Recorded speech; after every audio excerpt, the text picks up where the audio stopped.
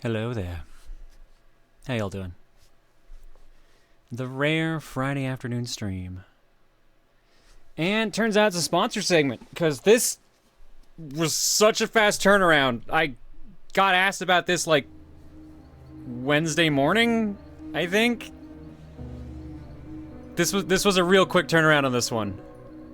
Furry Friday, I mean, yeah, it's definitely a Furry Friday if you're interested in this game.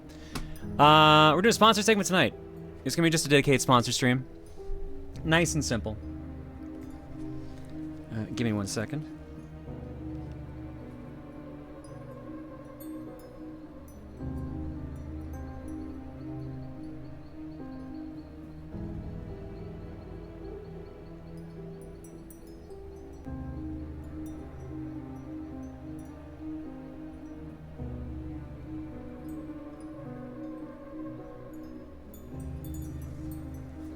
Alright, sorry about that. Just want to make sure I responded to someone so know they knew I was still there paying attention.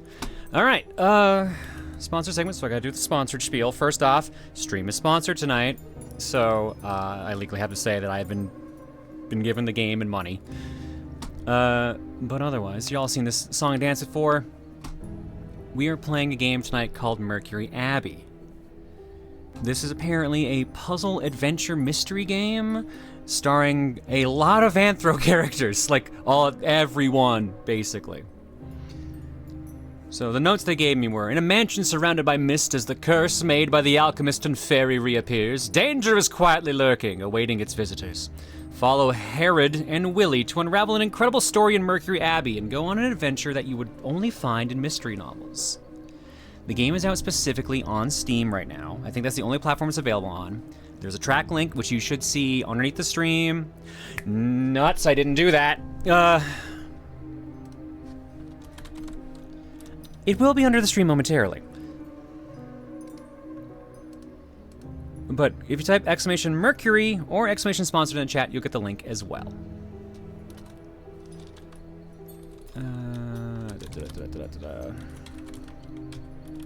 Man, this is what happens. I went straight out of a recording into this, and I have completely thrown myself completely out of whack. So apologies. I'm normally a bit more put together than this.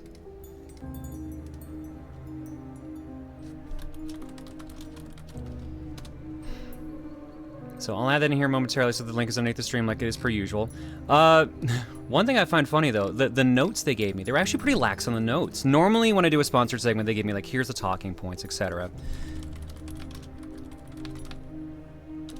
But the ones they gave me were actually surprisingly short and funny. Give me a second here.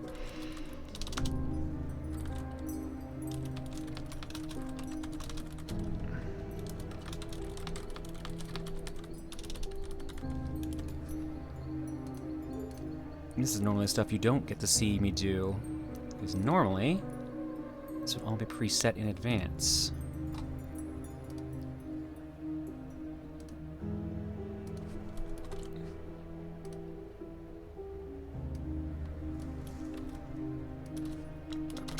Are we getting co-coms? I don't know. So when I told the co-coms I was doing this game, two got very excited. You can probably guess which two based on the subject matter.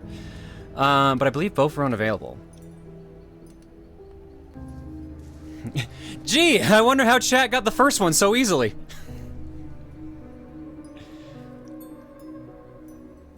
To be fair, John, considering that this is a mystery or adventure game, the devs probably didn't want to spoil anything about the story since it's a huge part of this game. This is the interesting thing about it. The way different companies do different sponsor segments. When I did Metaphor, they gave me spoilers for the game. They gave me a surprising amount of spoilers. Usually not the case, but sometimes they do that. Yeah, Rambo, you got it. It's Cole and Green. They were both the most excited, and then both were like, dang it, I can't be around for it. All right, there we go. Now it should be underneath the stream. The link works. It's track link. It goes to the Steam page. Please check it out. It helps me out greatly. Now, what I was talking about with the notes. The notes they gave me were pretty small. Of course, this is standard, you know, like, hey, check out Mercury Abbey. It's out on Steam. If you like anthro characters, if you like mysteries, if you like pixel art, you'll love the game. Check it out. I have to mention, there is obviously going to be spoilers in this because it's a story-based game, because we're going to be playing through. But this is what I love. Please highlight the story, mystery of the game, which, you know, all standard stuff I want to know about. I'm curious about it. And mention that it celebrates the furry world. I can't say I've had a sponsored game specifically say it's for this furry world, but congratulations, furries. They knew. And based on the pictures I've seen of the game so far, they definitely knew.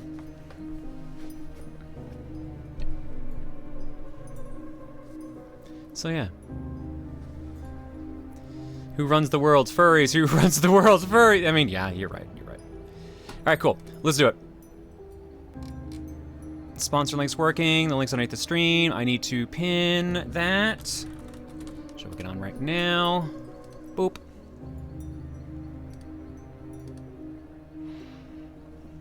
I feel bad because Reese and I recorded tomorrow's security breach episode. And then she's like, okay, you've got enough time to get set up. And then I ended up going down a freaking rabbit hole and getting distracted and working on something else. So as a result, I was late getting everything set up here, so now I'm just scrambling for that. So like, I have no one to blame but myself, unfortunately. Or I could blame Duke. I could definitely blame Duke.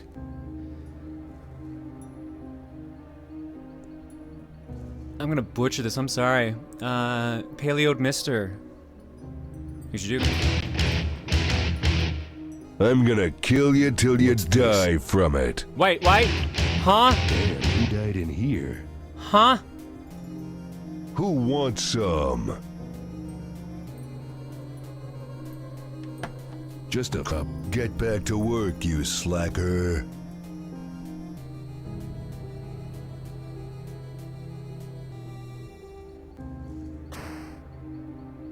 Good thing it's shooting blanks. I'm out of here.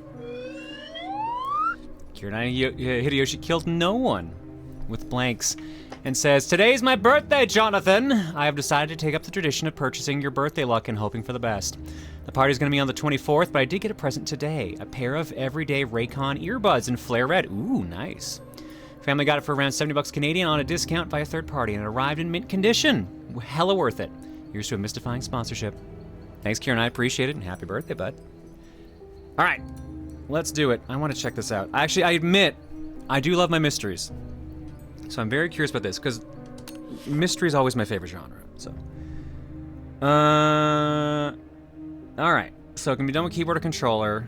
I'm gonna stick with controller for now, but if worst case, I'll just jump over to keyboard. Dialogue log is up on D-pad, archives is bottom, left stick is move, toggle, walk and run, confirm, interact, menu, cancel, okay, it's pretty standard. Do I want A to start, or do I want E to start? A, E, A, E.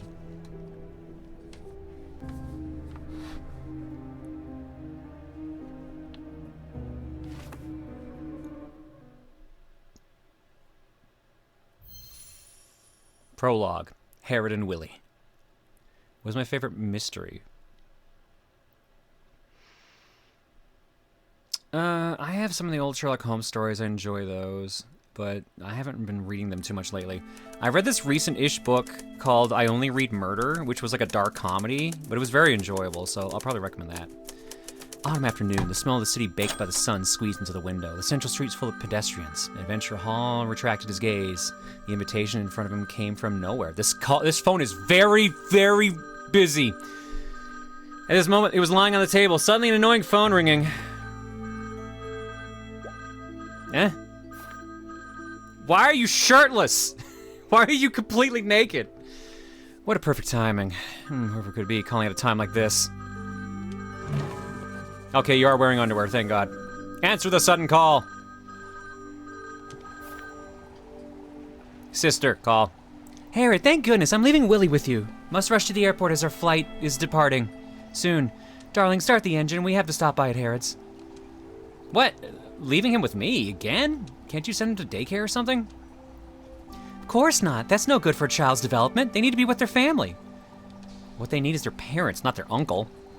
Aren't you looking for inspiration? He's perfect for it. You know kids, always full of imagination. Don't worry, we're setting off now and we'll be with you right away. My book isn't finished yet. I really can't... Beep, beep, beep. Do you not get up for your 9 a.m. shirtless typewriting sessions every morning? No, but apparently I should start. Because goddamn, I'd be fucking ripped. Great. Let's develop Miss Lecky's photo in the dark room first before the little guy gets here. She's asked me several times after all. Oh, the D-pad does work. That's gonna be awkward because of... Herod, full name Herod Grey Wolf, race Grey Wolf, age 29, height 178 centimeters, identity novelist, zodiac sign Taurus, hobbies photography, reading, favorite color blue, favorite magazine Master Writing, Bristle and Fitness, favorite food fried beetroot cakes, turtle dove jerky, and grilled mushrooms. I say life 2 out of 2. Standing out from the rest of the Grey Wolves, Herod has always been the quieter one of the pack, like a pine tree or a cloud. He prefers to sit back and observe. Reading is his preferred way of killing time. Thanks to his grandfather's wealth of books, he was able to join his school's newsletter team, soon becoming responsible for writing it. In his senior year of high school, his writing career reached new heights, articles in a local gossip magazine. When Herod announced that he was going to become a war correspondent, his family breathed a sigh of relief, thinking that he would finally embrace the family's proud history of spontaneity, none of this poncy literature business. Far away from the Empire, the heat and flames of war refined not only his body and soul, but also his writing. After 4 years of service, what Herod brought home with him were countless scars and an unfinished first draft. The first draft later became the first book in the Adventure Express series. These days, the sales of Adventure Express are steadily declining as the market floods with more and more adventure novels. Even as a winner of the prestigious Lunar Award, Herod will have to think about transitioning to other genres. Perhaps some fresh new ideas could revive his career. Herod's design is based on the Grey Wolf of the Canidae family, order Carnivora. The Grey Wolf has many subspecies. Their physique is well proportioned with strong and slender legs that enable them to run at great speeds. They can be found in a wide range of habitats, including forests, deserts, mountains, and grasslands. Grey wolves are nocturnal animals and have excellent vision even in darkness. Their diet is varied and complex, with fish, crabs, rabbit, and deer all examples of their prey. Some Grey wolves choose to live independently, while others live in packs and often communicate via howling. Hi, I heard there was a shirtless man. He is hot. Thank you. You're welcome, Mimo. I didn't actually expect the actual knowledge about the species of the character, too. That caught me off guard. Let's see. No photos, no snippets, no collect, no legend. Alright. Probably should put on some pants. Dark khaki pants with some ink dots on it. It's getting tighter and tighter. John, from a rating from 1 to 10, how much would you regret having Cole as a co-com for this segment? It would be a struggle to make some commentary. Complete the classic Herod. Oh, get dressed, they mean. This book, O2, Out of Origin, has only been read halfway. The author writes that Flummo species originated from aliens. It isn't actually from our planet. It's a rather unique theory. Aliens, origins, evolutions. I'm not sure there's much of a market for science fiction novels. Desk. Well, I gotta get my bolo tie. Silver bolo tie, inlaid with sparkling amber in the center, exuding a peculiar brilliance. Future Detective William merchandise sticker. No stickers.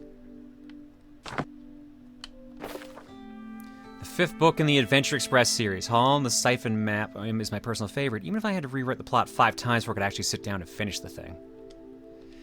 An extract from page 35. The leaves of the south are large and heavy. The jungle's edge is tinted with the golden glow of the rising sun. Hall checked his wounds from last night. Blood had finally stopped seeping through the bandages. Half of the treehouse had blasted away, yet he still laid in the remaining half. He recalled the leopards had taken Undyne. That woman, he groaned quietly. That woman just had to give him a final stab before she left. As a furry, you have my interest. I had a feeling. I had a feeling that was going to be very easy. Because there's not a shortage. Willie's crayon drawings. Which book did they come from at this time? The little guy loves to leave his masterpieces in other books. Out of my way, notebook. I need to read this newspaper. They're from the Teeth Times. Oh, Grind Teeth Times. Page 1, September 22nd. Actress Miranda apologizes. Victim refuses to settle. After her assault charges were made public, famous actress Miranda proposed a reconciliation request but was rejected. It is reported that many movies featuring the actress have since been postponed, and she may be facing lawsuits. Wool Act passed today. A new law decrees that sheep citizens must adhere to wool growth guidelines. Wool trimming shall only take place at designated locations, and it must be authorized. Additionally, related sales activity will be classified as a criminal offense. The courts have seen mass protests since this ruling, with many citizens openly expressing discontent. Paw Pad Ball Masters Tournament, and BW and Pattern lose to Iron Hoof. Iron Hoof defeated BW and Pattern with a score of 56-48, winning the final match and becoming the grand champion. Sleepless Sheep, discussion on the spread of modern insomnia. Senior hypnotist Mr. Sidney had been researching insomnia for many years and had published many articles regarding the matter in scientific journals such as Rainforest and Omnivorous Pictorial. He's appealing to the public to pay attention to insomniacs and advocating for healthier lifestyles. Oh, no. Half a bottle of Antlers whiskey. A notepad overflowing with possible stray ideas. The golden rule of writing is always jot down your ideas. Let's make everything wiggle. Clean up our desk a little bit. Adventure Express Hall and Test Draft 4th Edition. On a warm fall afternoon, the smell of the city baked by the sun squeezes through the windows of Hall's residence as the downtown is bustling with people enjoying the fair weather. Adventurer Hall retracts his gaze to the invitation in front of him that has come from seemingly nowhere, and is at this moment laying innocuously on the table. Suddenly, the sharp shrill of the phone. And that's where we got interrupted. Can I type? Add a couple 7s in there. That should be good. Damn, I thought it would add it to it. That would have been really funny if it did. The classic Tiger of the Camellia. Uncle Long Ears. This was Willie's favorite book when he was a kid. Satirical novel Million Carrots. The classic Meowing Heights. The novel Moon and 6 Pots of Honey.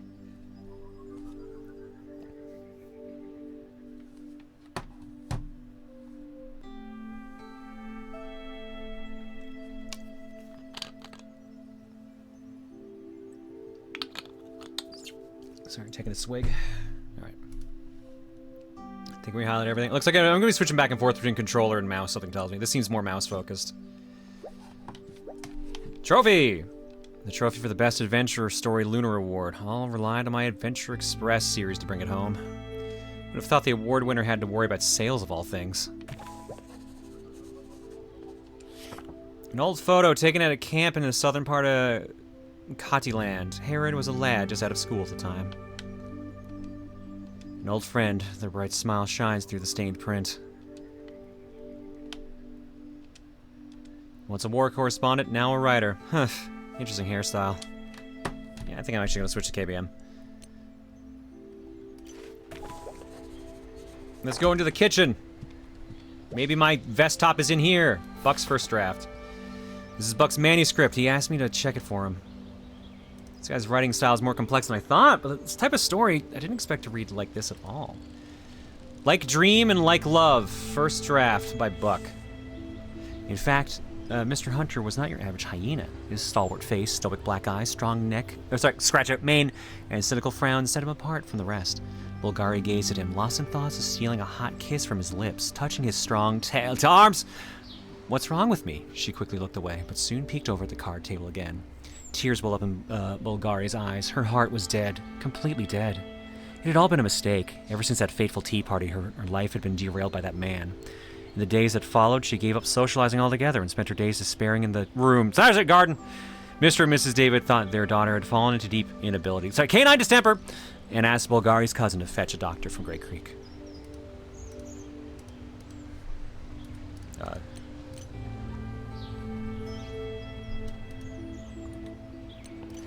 What else we got in here? Fridge. Dark room. Dinosaur toy. The kiddos' dinosaurs aren't as scary without their heads, it seems. Plastic T-Rex toy from the famous Papa Bear Toys. His pomegranate red color is an anniversary model, and all parts can be disassembled. Willie's name is written on the tail. Ownership doesn't get much more straightforward than this. Joy Gear Toys is a popular toy manufacturer in the recent years, much adored by the children for its uniquely innovative concepts. No comment on Bear Papa? This one is made from a new type of polyioidal material exclusively patented by Joy Gear Toys, much to the envy of other toy companies.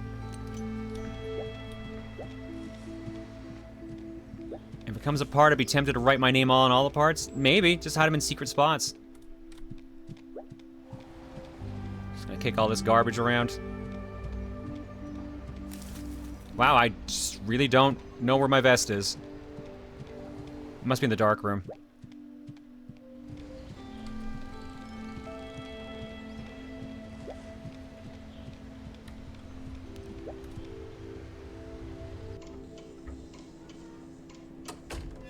Oh, there it is.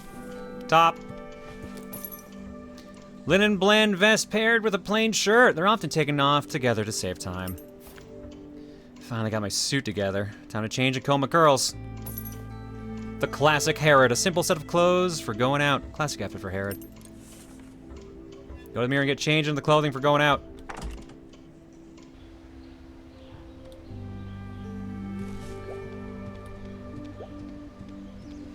Hi, John. Discovered my monster persona is an arcane with a wolf upper body with spider bottom. Cool. Nice, Emmy. Are gray wolves up in your area, Canada? I think so. Oh, we get multiple outfits. Ta-da! Yeah, cleans up nice. Who's this handsome gentleman in the mirror? Oh, it's me. Fluffy canine bachelor's reflected in the mirror, just with a Tyrannosaurus Rex sticker on his head. Nemethesis Westani is in bloom this season. The fragrance of the hanging branches envelops the bookcase. These sheets were once blue, but after a certain wash with a red shirt, I guess they're purple now. Oof. I can now run now that I have clothing on. You can see the whole city from here. Central Street, skyscrapers, pedestrians, cars, and dinosaurs. Huh, it's Willie's dinosaurs again. It's not that much faster. Hey John, what you playing? I'm playing Mercury Abbey. Came out on Steam today. Check it out, it's a sponsor segment. I found a dinosaur head. I'm doing everything but what I actually have to do. Sorry, Cole, I forgot to screenshot him in his underwear. I'll get that from the VOD later. My God, drops. Ta-da! Perfect. A T-Rex could distract the kid for a moment or two. Miniature speakers built into the head to imitate a roaring sound. The jaw can move freely, often used to chew on potted plants in Herod's ears. Talk unlocked. Willy. Revive T-Rex. Revive Willy's T-Rex toy. Achievement unlocked.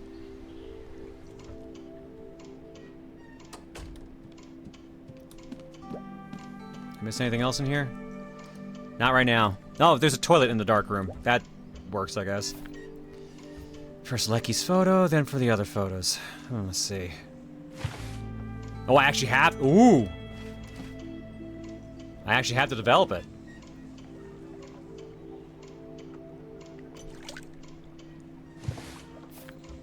This was Lecky's disguise when she investigated the Moe's paper mill. At the time, she told me it was a glamour shot, although I'm not sure glamour's the right word here. Is she dressing up as a homeless person? She sure is going all out to investigate that factory. Knock, knock, knock, knock, knock, knock, knock, knock, knock. Of course he's already here. Should have known.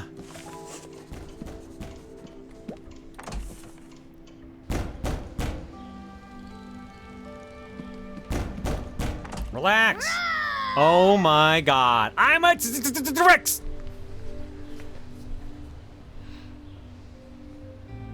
Man, we just found a game for drops. Congrats on selling the game to drops. It only took a non-twink furry you can play with like Barbie. My God. Nah, no dreams. I'm on a bit of a dry spell right now, Emmy. Don't eat me. Ah! How was that performance? Director, where's your mother gone this time? Who knows? I'm stuck with you again. This is so lame. Oh, how I miss the old days when you were always begging me to tell you adventure stories. You couldn't get enough of them. You used to be so cute back then. No one wants to listen to your boring old stories. Even my classmates think they suck. Ouch, that really hurts your poor uncle's heart. I was even planning on taking you to go get ice cream, but... I guess I can stay here for a few days. I like vanilla, by the way. That'll depend on how you behave. I'm tired. Gonna stop listening to you now. La la la. Slow down and stop putting dinosaurs on the wall.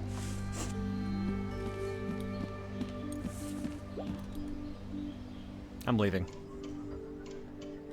Did it work? Did I give you my dream curse, John? If so, next time you dream, I'm sorry in advance. Like I said, just a dry spell. I haven't done this one. Let's see what this one is.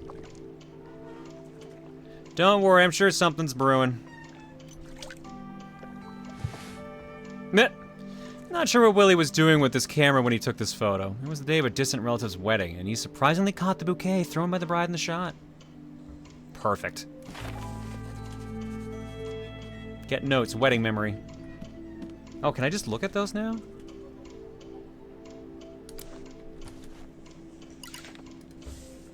Oh, that's that. Willie, full name, Willie Faber Highland, Grey Wolf, domestic dog, mixed breed, 11, 72 centimeters height, elementary school student, zodiac sign Leo, hobbies, everything dinosaur related, insects and science. Favorite color, leafy green, favorite magazine, Dinosaur Generation, Cretaceous, insect notes, favorite food, ice cream, Wonka stew. I haven't got all of his notes. Huh. Willie used to stick to his Uncle Harold's side like glue when he was little, thinking that his beloved uncle had actually lived through all the stories he'd read in Adventure Express. As he gets older, he seems to dislike Harold more and more. His parents are always out of town, so Willie often has to stay with his Uncle Harold. Although the silver lining is that he's not bossed around by his mother this way and can eat a lot of ice cream. Willie is very energetic and easily expresses himself, perhaps due to his being raised by his diplomat father. He adores insects and dinosaurs and carries dinosaur stickers everywhere he goes. He even filled his house with dinosaur toys. Willie has decided since the tender age of 3 years old that he wants to become a paleontologist someday. People always mistake him for a common domestic dog at first, but Willie is actually a wolf-dog hybrid with his traditional family name Highland, hinting at his father's origin. Willie's design is based on a subspecies of the gray wolf, Canis, otherwise known as the domestic dog. Dogs were domesticated by humans as early as 15,000 years ago, and have existed alongside them as loyal partners throughout human history. Influenced by the local climate and selective breeding, domestic dogs vary greatly in physique, appearance, and behavior. Domestic dogs have a keen sense of smell and are 1,000 times more capable of recognizing odors than humans. Due to this, they can be trained to work as sniffer dogs for drugs and explosive detection, as well as search and rescue. The diet of the domestic dog varies greatly and includes meat, vegetables, and grains. However, certain food groups can cause liver poisoning, such as grapes, onions, and chocolate. Wait, what do you mean A and D? Oh, it's the different portraits for him. Okay, cool. That's neat. Did I have that for Herod? Oh, why did I think it'd be anything else?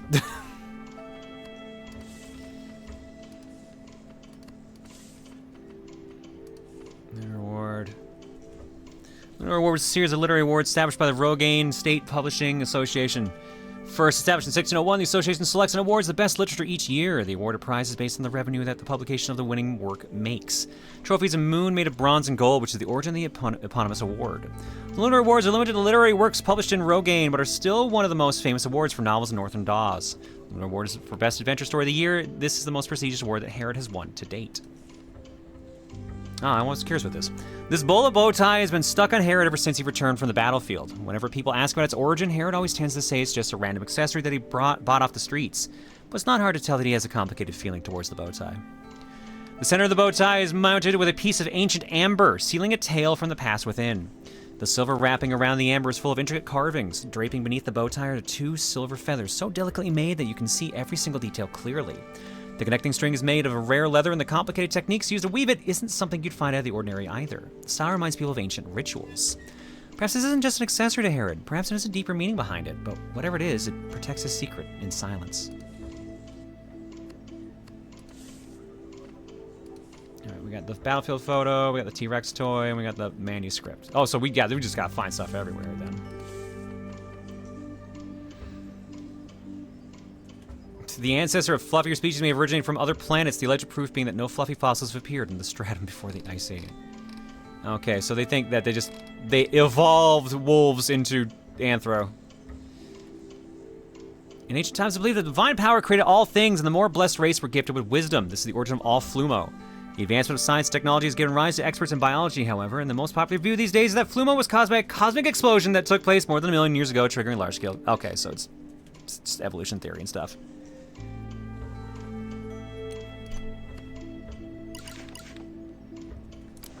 Okay. I wasn't looking. Can you do whatever that was again? No, I'm good. Sorry, the wolf stays dressed.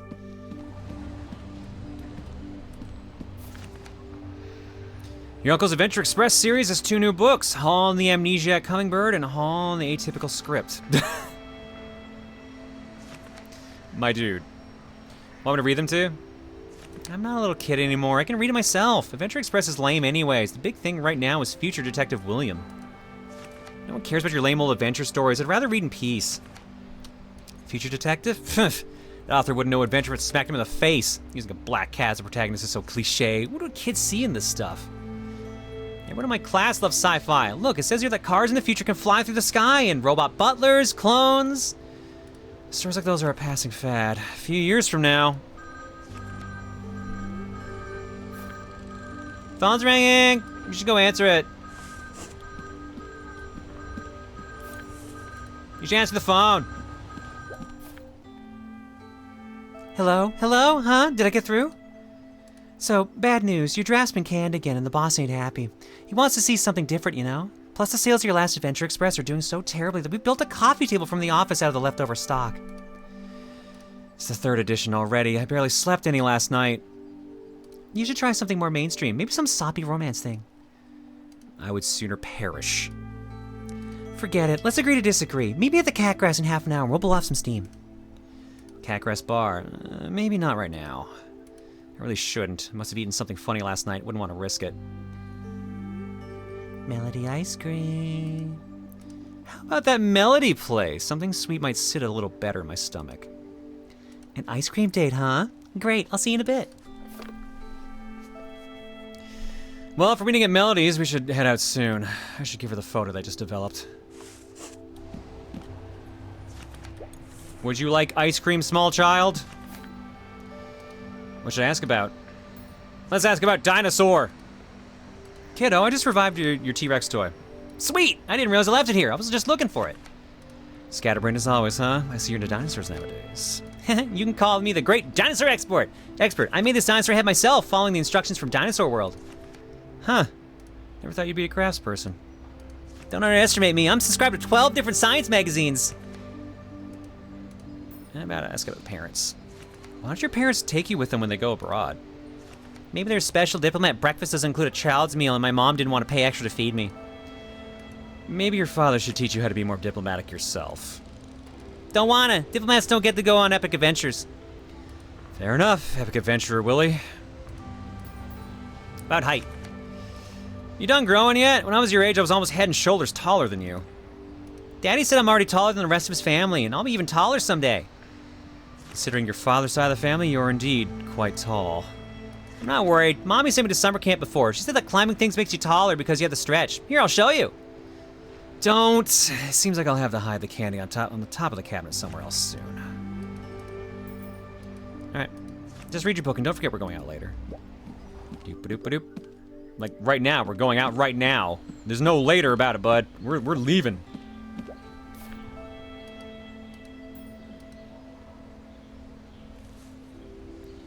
Come on, Willie, it's time to go.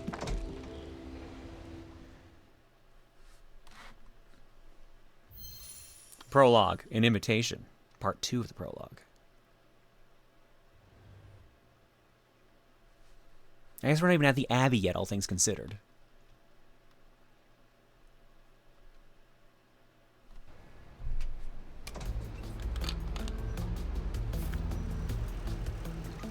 Press shift to switch movement methods to respond to different situations. So, run and walk. There's a lot. The beach apartments are home to canine tenants of all shapes and sizes. They seem to get noisier whenever the full moon is the full moon of that month. Hey, Buck. Hey, Donald Kid, we meet again. Hello, Mr. Bike Man. Hey, Herod. Remember what I said last time about my article? I gave it a read. The story's good. You should enter it in the magazine. Shh, please keep it down. I don't want to. Zachary knew they'd all make fun of me. Don't worry, I'll keep it a need-to-know basis. About the biker gang. What's your motorcycle gang's name? I don't think I've ever heard you mention it before. Our name was decided very early on. It's very, retro. Retro, of course. I love retro things. Well, my gang's called Bow Wow Band. Bow Wow Band? Huh. Oh, you're serious. That's a pretty, special name. Sorry, I couldn't help it. It sounds like a stuffed animal. I knew I should have just told you some random name.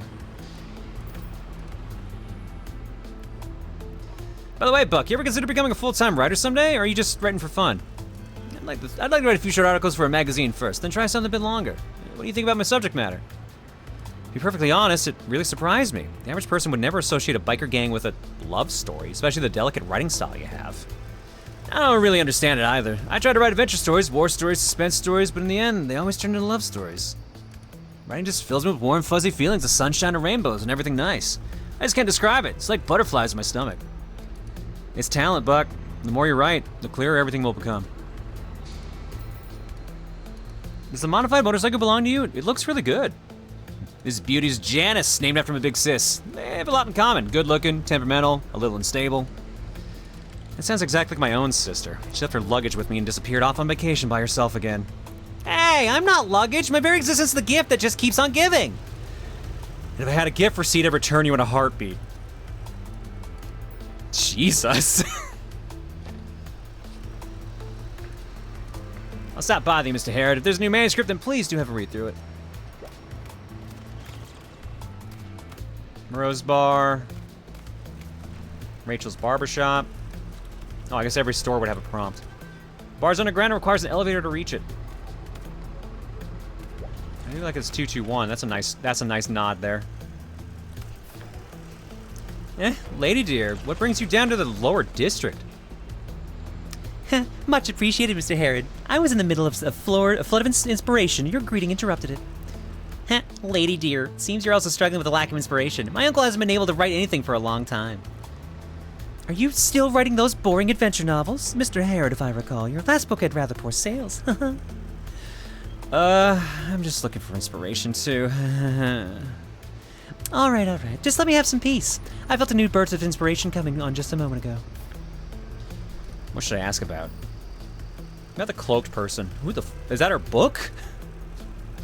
By the way, Mr. Harrod, or Harold, I think I just saw a familiar red cloak. Seems that the one who always acts like a hero was here today too. A red cloak. Wait, could it be Sanrin? I heard he's done quite a lot of heroic deeds in the Upper District.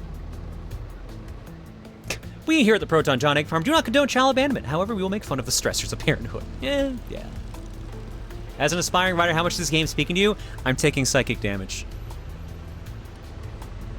He has indeed helped many people, but his actions are a bit too theatrical. Such a show-off. Wow, it'd be amazing if we could run into him today. Don't you think so, Uncle Harold? What should I ask about? Lady dear, I heard you visit Intellisdom City often. You must know a lot about the place. Of course. I enjoy new and exciting things, and I cannot say this fucking name. Intellisdom City never fails to inspire my creativity. This is all thanks to the royal reforms back in the day, which greatly advanced science and technology. Every visit brings discoveries of inventions I've never seen before. Huh. You're absolutely right. Back then, some royal family members were even exiled for the sake of those reforms. That's ancient history. Isn't the present proof enough that it's all worth it? As a fellow writer, I'm sure you also struggle with being interrupted when inspiration's flowing freely, which is exactly what's happening now. Then I won't disturb you any longer. Farewell, remarkable lady dear. Hang on, I gotta send in 221B. I gotta see what the prompt is for this. A quirky detective lives in this building. Lives in this building. I see him smoking his pipe next to the window from time to time. I fucking knew it. I gotta stop swearing. I knew they were gonna do a reference like that. Is he the kid puntable? A little bit. Billy 222 is home to the Dodge family. It's hard to imagine how so many people can fit into such a cramped house. Biker gang.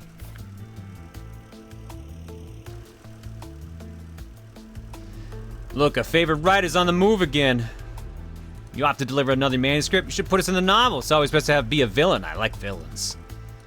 I can write a biography for you alone, Jeff, although I doubt you could afford the manuscript. The writer's humorous as always. Perhaps a career in comedy would suit you better these days. About the motorcycle shop. Seems like there's a new motorcycle shop on Woodcut Street. I've seen a lot of bikers hanging around there lately. Oh yeah, that shop's awesome. I recently got my Thunderbolt wax there now, it's good as new. That's run by Mocking Fox, dumbass. They're our arch rivals. Oh, no wonder it was all foxes that day. I thought it was because it was discount day. Got the Writers Assembly. By the way, about last month's Writers Assembly, I heard you were kicked out? Those old farts, they say they're only a ride if you ride Totos. Who gave them the right? So we and a few other biker gangs are gonna set up our own association, hold conventions every year. This convention will be all ours, it'll be awesome. Yeah, and the venue has to be awesome too. Such an event will need a theme, I'm sure. I already decided, it's gotta be in the desert, on a hot day in July. All the motorcycle enthusiasts are gonna gather in the desert and bring their own tents. There'll be an entire carnival, and the meeting will last a whole week. Are they just making Burning Man? Are they just making Burning Man? Several days of partying. I better check with my mom before I go. And leather jackets. Zachary, why are the people in your gang wearing leather jackets? Jeff's uncle runs a lizard meat cannery. He has a whole bunch of cheap lizard skins. Zachary's mother's a master seamstress. He makes a lizard skin jacket for every member of a gang. It's definitely eye-catching. Who knows? Maybe it'll catch on. Really? Hey, Zachary, I told you someone would be interested. We should patent this stuff. All right, let's talk another time. Whatever, Ryder. I want to talk to Mr. Bowery. Oh, hello, Mr. Bowery. Whoa, is this your new car? Because of my size, the Toto's salespeople were reluctant to sell anything to my good self, instead suggesting that I patronize the car garage next door. I guess a car does go better with your image. Just to think about that poor Toto's. I must admit, the car's far more comfortable than the Toto's. A little pricey, though. What should I ask about? Car insurance, sure, why not? It'll be 2 hours, Jace. So we'll end, we've been going for a little over half hour in sponsored mode, so. A lot of companies have been pushing car insurance lately. Not sure if it's useful or not. Anyone who owns a car should have insurance. I saw a car flying down the road the other day with police cars chasing after it in pursuit. The newspaper said it was a gang of thieves who just raided the museum. How unusual. I called my insurance company immediately. Goodness, your car got hit by the thieves? Oh no, I was so nervous that I hit the fire hydrant myself.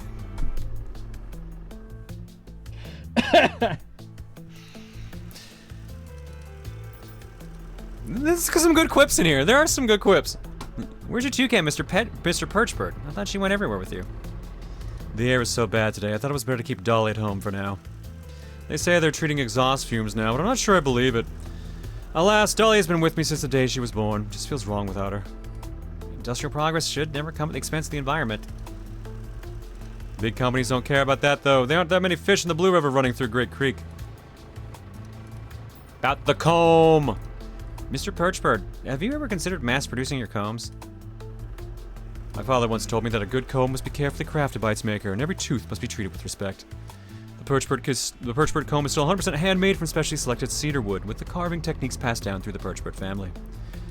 Machines are so much faster than making them by hand, though. Many workshops simply couldn't compete with them. I believe that when machine-made combs have taken over, people will be interested in handmade combs once more. Not a terrible idea, just might not be financially great. Pull down. What am I pulling down? Future Detective William, hot sale! Poster for Future Detective William, the phenomenal novel with a soon-to-be movie adaptation. It's reported that protagonist William might be played by famous actor Clark Pike. Future Detective William? Hot seller, but my novel's posters used to hang there. Huh, this is way more interesting than your story. Did you know? William has an assistant named Rex, who's a robot from a future world. The future, huh? Where's the creativity in that? Perhaps I'll buy a copy at some point just to see what the fuss is about. But I don't think their writing could possibly be better than mine. The story, however. Detective William pulled down the Moonrise Avenue poster.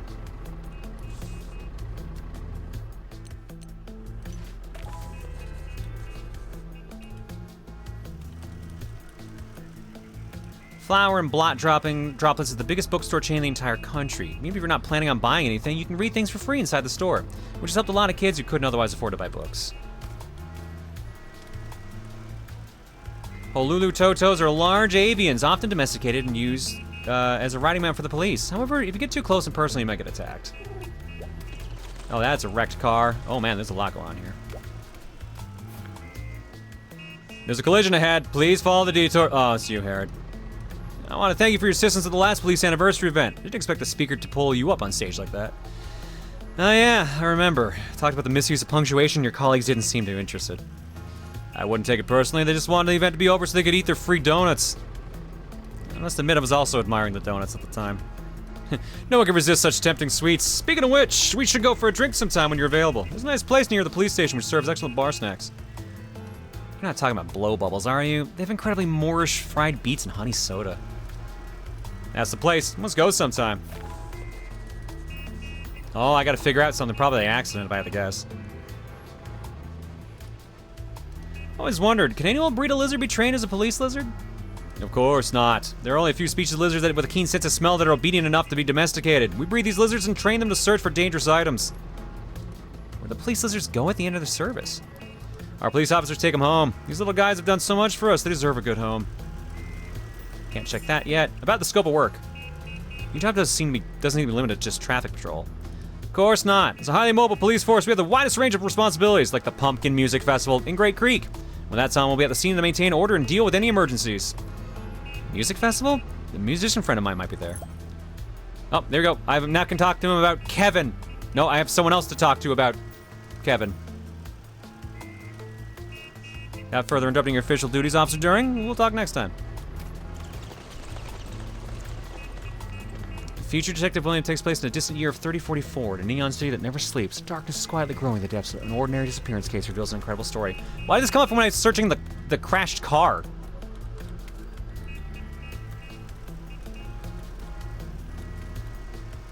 The police is trying to figure out the cause of the accident. It's best to not disturb them now. You want to go watch a movie? Foolish carbon-based life forms, the cola sauce from Rylith is watching you. Wow, Uncle, you know this line too. It's my turn now, it's my turn. In the name of the holy noodle, the holy sauce, and the holy meatballs, may the noodly appendages of the flying spaghetti monster always caress you. May his divine sense of humor always surround you, and may Bali ever guide you. May your bowl be filled with more marinated eggs, more slices of beef, more meatballs. May the appendages of the cook never leave you. Ramen. I can't believe a flying spaghetti monster references the year of our Lord 2024. Oh wow, it's the poster for Taming Lightning. So cool. I remember it being a popular sci-fi novel. Didn't know they had adapted it into a movie already.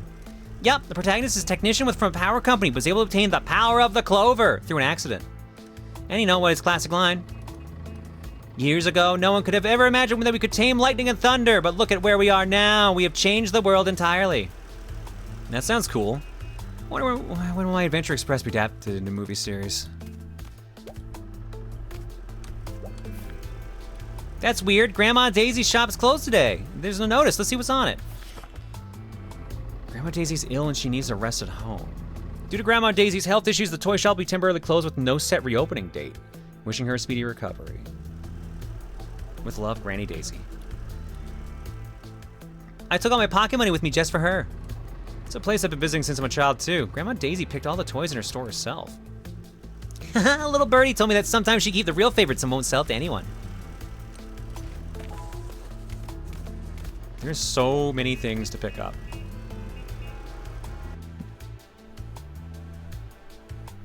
What did you just hear? You heard Flying Spaghetti Monster reference, which is very old internet at this point. Breakdance, or break track, tiger poster, documentary film poster.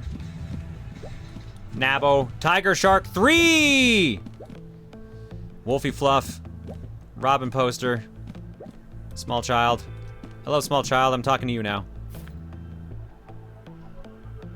I don't even think I can attempt to say that name. Goog. Willie, I'm waiting for the next movie to start. I haven't seen you at the museum lately. Did you get last week's limited edition badge? I totally forgot. I wasn't staying at my uncle's. Wasn't staying at my uncle's place recently. I've been looking forward to that badge for so long. Hehe, I figured as much, so I made sure I got an extra one. But you know, the rules. It's the dinosaur encyclopedia again, isn't it? No problem. Bring it on.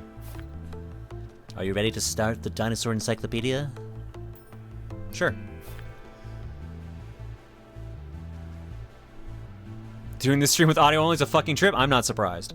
The first question. What is the mainstream theory for the extinction of dinosaurs? Asteroid impact? Correct answer! The mainstream theory suggests that an asteroid impact caused a series of natural disasters, releasing huge amounts of dust and gases that blocked out sunlight. This led to drastic climate change at the time, making it impossible for dinosaurs to adapt, ultimately resulting in their extinction. The second question. Which of the following is not a dinosaur? Oh, wasn't it Stegosaurus? Nope, that's incorrect. I guess it's pterosaur, I guess. You got it right again! Pterosaurs are actually flying reptiles and not classified as dinosaurs. Let's move on to the final question. This one's a real challenge. I thought Stegosaur was confirmed to be, like, not a real species or something like that. It was actually just a rename of something else, wasn't it? What was the dinosaur that, no, it's Brachiosaur is the one that is not a real... Something like, there's some name that people use for dinosaurs that is not actually a dinosaur. It's just, people were just using it as one. I can't remember what it was. How the hell do you match the voices so perfectly with the characters' looks? Because I'm a nerd. Brontosaurus, that was it. Thank you, it was Brontosaurus. I knew it was something. I knew there was one. Nerd. In future Detective Williams... Oh, fuck's sake. Williams' assistant is... this isn't a dinosaur question, but this won't stop me. The third question. Who was the assistant of Detective William? Robot Charles, Black Cat Rex, White Cat Elizabeth, or Robot Rex? Uh-oh. I don't know if it's Charles or Rex. Let's try Robot Charles. John, what is that voice? I know it's your stereotypical nerd voice. Where did it come from? I have no idea. I just thought this sounds really nerdy, haha. I've definitely heard it in some TV show and just kind of stuck with it. That has a wild name, but I also want to say I honestly laughed a little bit at hearing the voice you gave them. It honestly just sounds like the pig from Looney Tunes, but if he spent all his time in a library. No. Then it's going to be Robot Rex, then. As expected of you, Willie. These questions didn't stump you at all, so here, this badge is for you. Yay! Ta-da! Museum exclusive badge acquired. This museum exclusive badge features a design that blends a dinosaur fossil with gears. It's a prize gift obtained by winning Dinosaur Encyclopedia Quiz Challenge.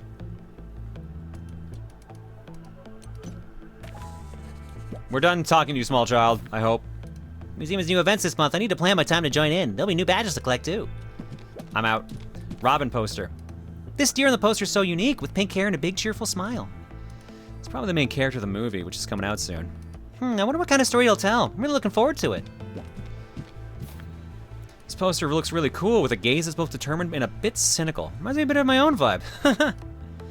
Oh, come on, Uncle. Your blank stare actually suits your personality perfectly. Did you know, besides the wine gourd at his waist, he also has a bamboo flute engraved with the words of flower tea and a pair of bell chimes, one black and one white?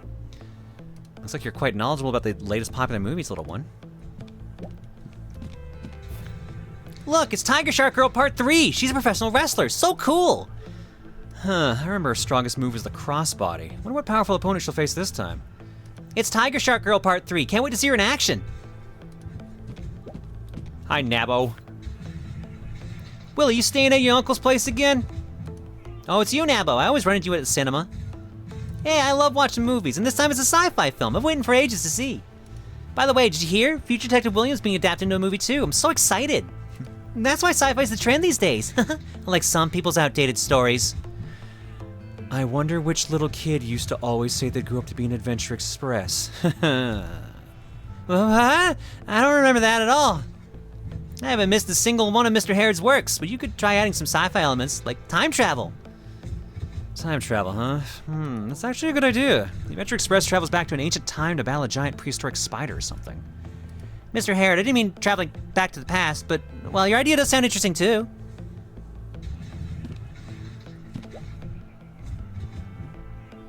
I just want to say, even though the main characters definitely seems like they aren't enjoying this babysitting, or at least feels lukewarm about it, you can tell that it's not their true feelings, just because look at that tail go. It's like a helicopter. I didn't expect this movie to be re-released. It's a documentary-style film, and I really enjoy it. The main character has a tough exterior, but a gentle heart. He worked hard and was admired by many. This movie beautifully captures how even an ordinary person can live an extraordinary life. So it's like people always say, everyone's the main character of their own story. We miss you. Tiger poster! Lately, movies with Eastern themes seem to be very popular. This tiger learned Eastern magic, gaining an unstoppable power. I've heard about this movie before, but I haven't had a chance to see it yet, Uncle. Uncle, let's go watch it together. Yeah, watching a movie can definitely spark creative inspiration, but let's come back a bit later. I'll buy you some popcorn then. And last but not least, Break Drac. The main character of this movie is called Break Drac, a legendary figure said to come from a mysterious land within a painting. On that mystical painting, traces of a strange, massive tiger claw remain, a mark left by Break Drac's most formidable opponent. A mysterious land within a painting? That sounds really novel. Once I'm done with my work, I'll have to check this out too. Can I sneak into the movie theater? No, I actually gotta go get ice cream. Dana, I adore this Willie kid. Can I keep him as a little brother? No. Not gonna lie, main character constantly getting told his ideas are outdated and not interesting is hitting harder than I expect. Yeah, they're laying it on pretty thick. They're unloading over there. It's best to not go there. All right, well, we found the end, so let's get over Just checking something here. No. Who did we... No, not that one. Who did we unlock dialogue for? Was it Willie?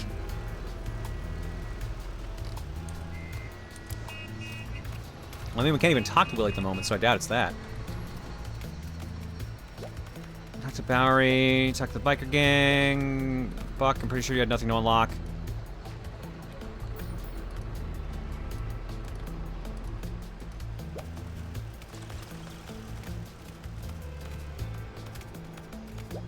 Past Lady Deer. Magician's poster. Great Magician Ramon. He's having a performance here? Say goodbye to reality and get ready for magic and miracles. That's exactly what he says whenever he goes on stage. I didn't expect you to know about the great Magician Ramon. Of course I know him. Daddy used to take me to see him all the time. His magic tricks are awesome. If I remember correctly, he likes to dress up like a king. That's his classic outfit. A crown, ruby scepter, and a cloak. Wouldn't be magic without his props. But someone did tell me that he really knows a few spells, just like those fortune tellers. There's the ice cream shop. Mrs. Honeyclaw. There's so many people to talk to. Oh, there's the cape dude. Uncle, look! There's someone standing up there! Huh? A red cloak, a sophisticated hairstyle, and that iconic logo. It's Sandrin! That is a design.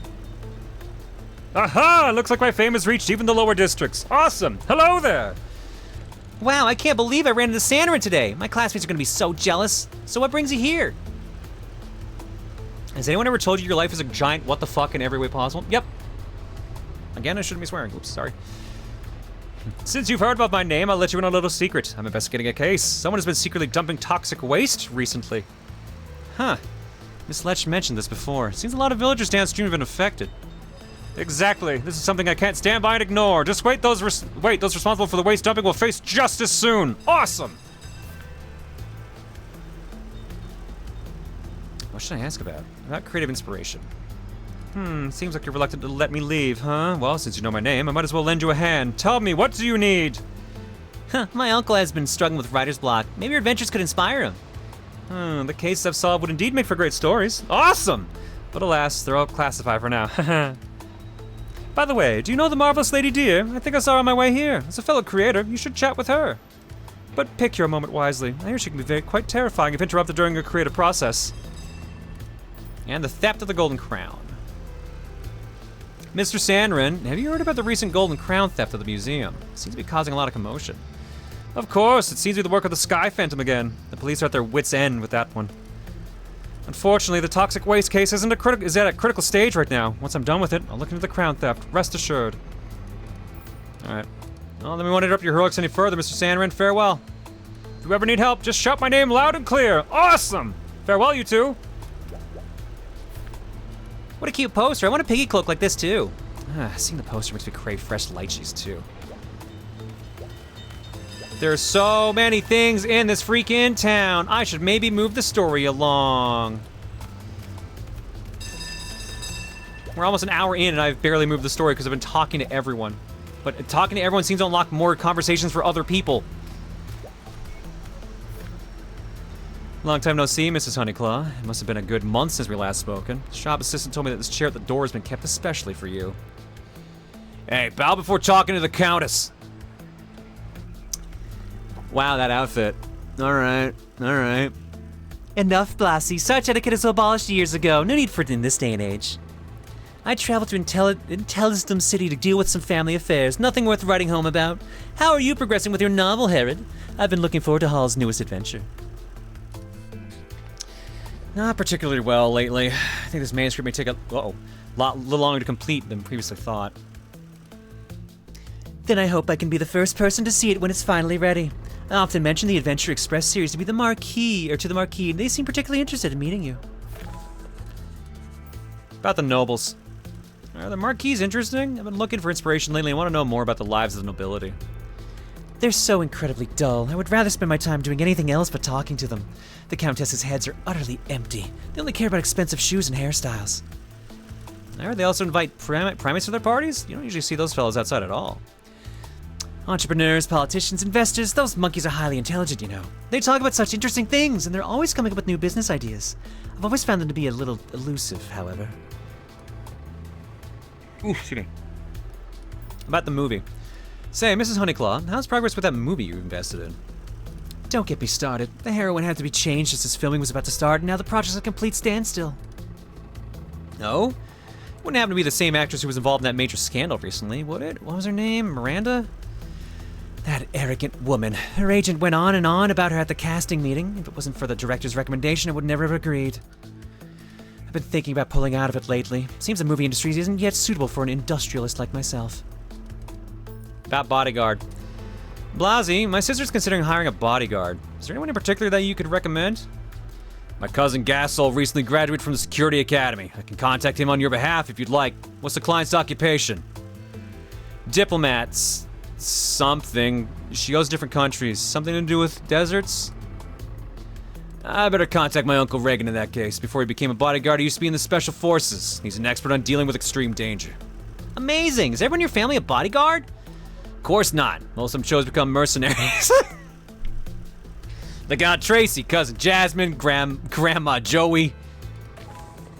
Speaking of which, where'd you appear from anyway? Thanks for your time, Mrs. Honeyclaw. We'll talk again sometime soon, I'm sure. Alright, let's move that story along.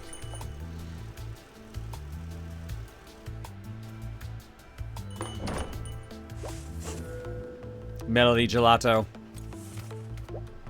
Hi, Kevin. Why is your hat pierced? Welcome to Melodies, how can I help you? Hey, Kevin, how you doing? You only ever come to Melodies when you're uninspired, unless your nephew's here? Ding, ding, ding, you guessed it! What an incredible kid. The time he ate 7 pineapple smoothies in a row has never been beaten. Oh, that was the key thing. Yeah, except about band activities. What's the news lately, Kevin? I'm no anchor man, but someone stole the golden crown from the museum a few days ago. Now the police are asking for information. Police offered a 300,000 bounty on him. Must be a gang who committed the crime. Sounds like it was an inside job. The golden crown and a mysterious treasure thief. Might use that in my novel. Oh, now I can talk to the officer now. About band activities.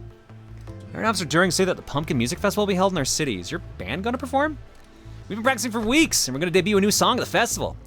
Mr. Harrod, please let me know if you're coming. I'll give you a few VIP tickets. I can show you around the backstage too. The guys in my band have been wanting to meet you for a long time. Your band's called Hell Typhoid, right? It's so you. I'll definitely be there. Bring this little guy with me too.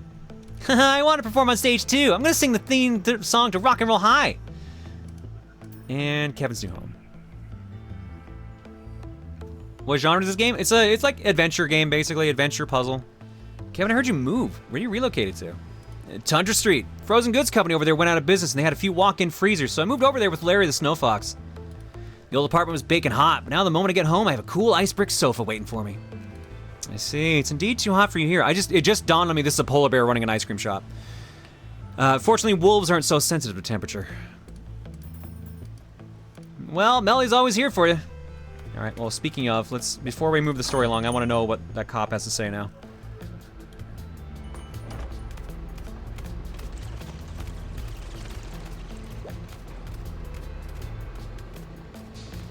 I wonder if I can do this stuff at any time, or should I be doing this now? Because I know eventually we go to the Abbey. Nope, too close. All right, let's see here. About the theft of the Golden Crown. I heard there was a recent theft of the Golden Crown. That's right, I heard the culprit was that legendary Sky Phantom. He's probably behind several other major heists as well. I've heard of him. Rumors he's incredibly swift, managing to escape from several carefully planned traps. If only I had been there, they'd never have gotten away from me and Volcano. We really thrive at high speeds, us mounted guys. You call your ride Volcano? That's an apt name for it. That was less than I expected to get out of that. I'm a new viewer and I just saw someone saying something about gay bears. Welcome to the stream. There's definitely a gay bear in the game. Let me go find them. Because they're in the building I need to do anyways. Who have I not talked to at this point? Is it just the one dude over here? Yeah, it's this dude. And this thing is the only one I haven't talked to. Let's just talk to West. Hey, Mr. West, how's it going? That t-shirt of yours is pretty cool. This is a limited edition from the car concert. Wait a minute, Mr. Harold, don't tell me you've never heard of Car. My uncle doesn't know the first thing about rock music. He only listens to those old-timey tunes. You really need to see Car in concerts. It's the greatest rock show in the universe. Never thought you were such a fan. Alright, I'll give it a try. I might have to keep the volume down a bit. Oh, that was it? Okay, well, I'm glad it did that. Hey, Mr. Harrod, you haven't... Oh, hello, mister. Hi. How's my buddy? Did you try to go outside again? Mister, you can't go out in the snow. You're not a snow cat. Poor guy. At least he's eating. You gonna be good, buddy? Yeah. Mama's gotta go soon talk to you on the egg pack. You gonna be a good boy? Nope, you're gonna just keep cleaning yourself. Okay. Yeah, I'll keep an eye on him. I think I got another hour, though. Yeah, I started late.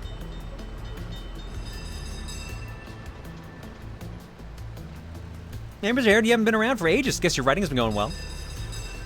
Well, on the contrary, I've hit a bottleneck. I have zero inspiration for anything.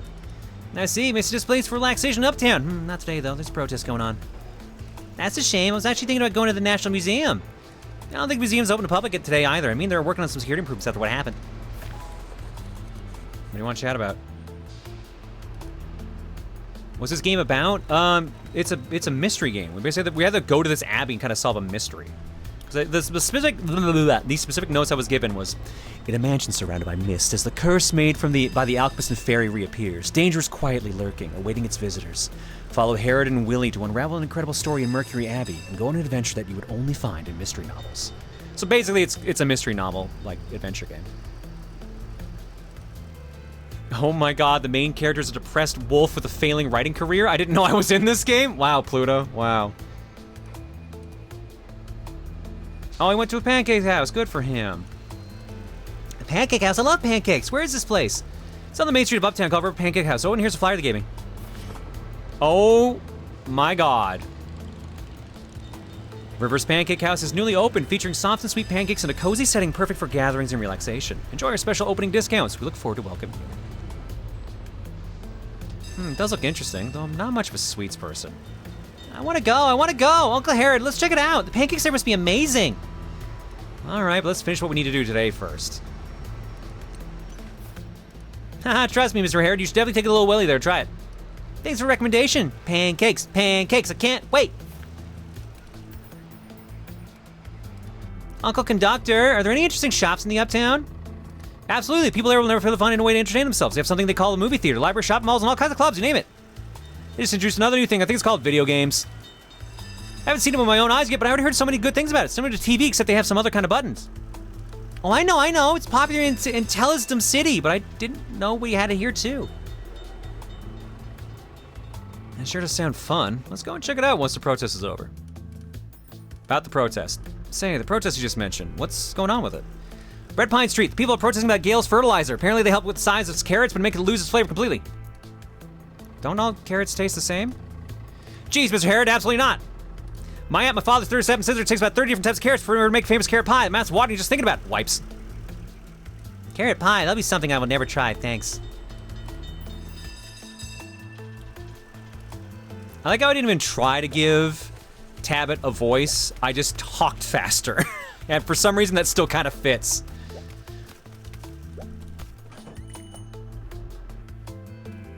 All right, let's see. Next, we have to talk to. Okay, listening to anyone else? No. Melody always has such a long queue going. Recently, the topic amongst the crowd seems to be molting season. Oh, right, someone wanted to see Gay Bear. Which I don't know if they're gay, but, I mean, they're Big Bear. Oh, I have to re-talk about a thing. Okay. There you go. There's your bear. I mean, enough piercings on him. I'm sure they're at least, like, pan. I'm sure they don't give a fuck. Can I? Oh, that's the reread. Okay. That's pause. That's fast forward. Bear. I had a feeling a couple of you here were gonna react to that. John, why is every character in this game hot? Because the dev knew what they were doing. Oh yeah, the encyclopedia. I could check that too. What was that? That was F. Kevin. Kevin Iceberg, polar bear, 27, 209 centimeters, clerk, Sagittarius. Loves rock music, ice sculpting. Favorite color, blue and ice blue. Favorite magazine, Punk Rose, refrigerator. Favorite food, Arctic shrimp pizza, shell soup. Kevin works at an ice cream parlor chain. Many polar animals work in places related to air conditioning, such as freezers, air conditioning stores, ice factories, and ice rinks. Kevin's no exception. He's delighted that he can work in an ice cream store, where on top of the cool breezes, there's an excellent ice cream at staff prices. Kevin's other identity might surprise you. He's the lead singer and a guitarist of the band Hell Typhoid. By day, he's an unassuming store clerk, but by night, he transforms into a dazzling guitarist. This dual identity gives him the experience of being a two-sided superhero. When the store isn't busy, Kevin works on new songs for the band. He has a dream. If Hell Typhoid ever becomes famous, he'll definitely want to collaborate with Melody and replace the current theme song with their rock music. Kevin's a polar bear in the carnivorous Ursidae family. A bear species that lives in the Arctic. They're the largest type of bear in existence. The ancestor of polar bears is the brown bear. Their fur is transparent but appears white or beige in appearance, and beneath the thick fur is dark skin. Polar bears can survive in harshly cold environments, and they are found mainly around the Arctic Ocean. Unlike their relatives, polar bears are almost exclusively carnivores, and 90% of their prey are seals of different species. Polar bears have an extremely keen sense of smell, 7 times that of ordinary dogs. They can smell seals several kilometers away. Their ears are also very sensitive, easily detecting seals hiding under snow. They raise their forelimbs high and then fall under the gravity of their bodies to penetrate the snow, revealing the seals underneath. Wild. And then, like, here's everyone else. I'm just gonna, for those who came in late, I'm just gonna, like, these are the characters we all met so far. I'm assuming the one that we have not seen so far up here, I'm assuming this is gonna be who we're about to talk to. And there's our nephew that's following us. And there we are, and because I'm sure no one saw this earlier, this is how we started the game. Want to know a really cool fact about this game? Sure. We got 7 collectibles so far, and a decent... Well, there's their logo. The band Hell Typhoid was originally founded by Greer Maxim, a baker in the Oak Tree neighborhood. Kevin met this Arctic fox at the Polar Bar, and the two hit it off immediately, with Kevin becoming the band's lead singer and guitarist. David, an Alaskan, is the drummer, and Greer is in charge of bass and everything else. Recently, the band's been rehearsing late into the night to get ready for the upcoming Pumpkin Festival. Kevin says he's going to jump into the audience at the end of the show, and his bandmates are trying to talk him out of it. No one dares pick up a full-grown polar bear. That fox kid we met earlier is straight up a content creator. Oh, shoot, really? That's neat. Even in name. Oh, that's why it was so tricky for me to say. That makes sense. Intellisdom City, the capital of Dawsland, had long been the political, technological, and cultural hub of the Western Newhall continent. In 1475, ring-tailed royal family made a bold decision to push for scientific and technological advancements. This move caused great upheaval within the royal family, leading to the permanent exile of some members. However, it was this revolutionary reform that quickly attracted a vast number of scientific and professional talents to Intellisdom City. Over the following century, numerous academic achievements and research inventions emerged from here, and Intellisdom City gradually developed into the technological center of Dawsland. And these are the emus. No one knows how the first Totos to tame. They put a lot of effort into the world building, but the conversation with the characters feel natural. Yeah, I would agree with that. Through the ages, Totos have been the most important part of Flumo, as a soldier's mount, delivery letters, and goods assistant. But then they retired from the history because of modern car. Totos scattered around the globe. After modern biology set up, some people started to separate Totos in systematic classification, such as Holulu Totos, Papaka Totos, Orchid Totos, Waterfowl Totos, etc. At the same time, they started to breed for a lighter breed, or a stronger endurance breed, or closeness to children breed to assist different occupations. These years, Totos competitions spring up. Riders ride on Totos as racing match. Star Totos from these competitions gain amounts of fans. Even royal family spectate between times. Dawsland, I guess, is where we live. We already looked at all the other things here. Oh, right, this photo I have to give her. All right. Well, I've danced around it long enough. Oh, shoot. Long time no see. Who's this cute little guy? This is Willie, my nephew. Rider by night, nanny by day, it seems. Well, hello there, little puppy dog. Aren't you just the cutest? I'm not cute. I'm a wolf. Half wolf.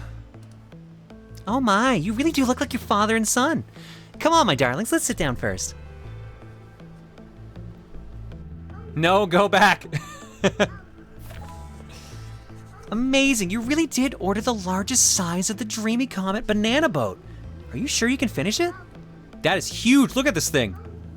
He's going at it, though.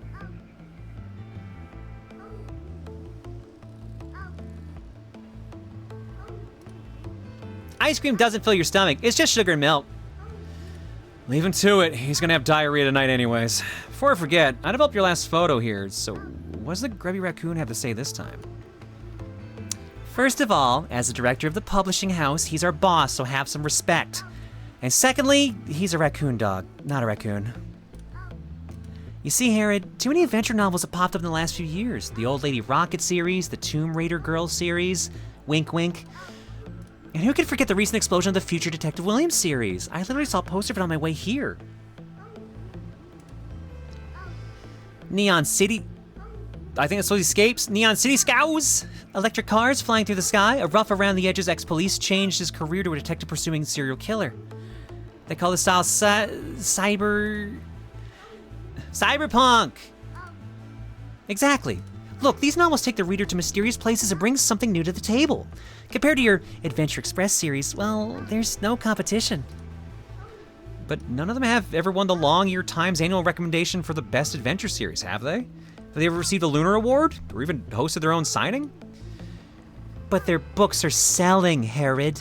Think about your last book. The warehouse is overflowing with unsold copies. No company wants to lose money. You have to be realistic. A new series could be just the thing to finally get you back on your feet. I've been your editor since the beginning. I know you can give us a good story. It's no use. My mind is just completely blank. Go tell old Panda Eyes that my writing career's dead. Staying at home all day won't help you come up with anything new, so you might as well get some fresh air. Here, check this place out. I'm sure it'll help with some inspiration. The Utopia of Spring and Dream, Mercury Abbey. We request the pleasure of your presence at Tin Bone Hill, Mercury Abbey for recuperation with car shuttle overdue. Boarding address, Platform 3, Central Station. Date, Monday, October 11th, 1627, 10 a.m. Every invitation letter can admit 2 people to the Abbey. RSVP, Marion at 458786. Sweet Dreams. What is this stuff? This is the sanatorium's biggest feature, the magical Sweet Dreams. Many guests come here specifically for it. Does it make people have sweet dreams? Doesn't sound like much. It might just be a gimmick. I've heard this stuff works wonders. Sweet dreams can spark inspiration. Who knows? You might finish your new work while you're asleep.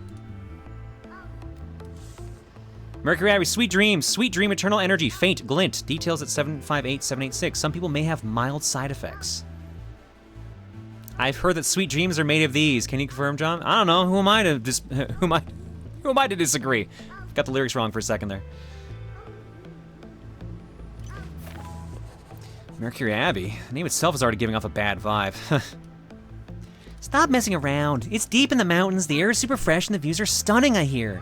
An ideal place to get away from it all. Yeah, there's still a guy to take care of, and I don't have the money to... That's already been taken care of. Someone already prepaid for it. Besides, this invitation allows 2 guests, so you can take your little nephew with you. Alas, I thought that the 2 of us could go together. What a pity. A beautiful editor and a washed-up author. What a perfect combination. Why do you have the hots for me? That's a little harsh, but if it's free, I'll consider it. Be honest, where did you get the invitation from? It's not your style to treat me on a holiday. Don't overthink it, Herod. I spent a good while trying to lay my hands on that invitation. This place is in high demand amongst those people of higher class. Then why don't you head there yourself? How suspicious. I did tell you my original plan was to go with you, didn't I? But you know, I'm a little caught up in the Nori stuff lately. Besides, you have your little assistant with you. Just like that character in your book, Hall and his little assistant. Oh, you guys a cute pair. I'm not his assistant, I'm his guardian. Mommy told me that it's sad to see Uncle by himself all the time. So she asked me to take good care of him. John, would you go out in 3 Celsius and shorts? I've done it before, yeah. What else should I ask about? Tinbone Hill. I don't remember any noteworthy spots there. Why would someone pick that place out of all to build a sanatorium? Geez, the most important thing to a sanatorium is quietness. Isn't that enough of a reason? Besides, it's not a new build. It's reconstructed out of an ancient residence. I hear the manor once belonged to an alchemist family. There are a lot of rumors in that area, all about them. I must admit I'm a little interested. Sounds like a good place to gather inspiration.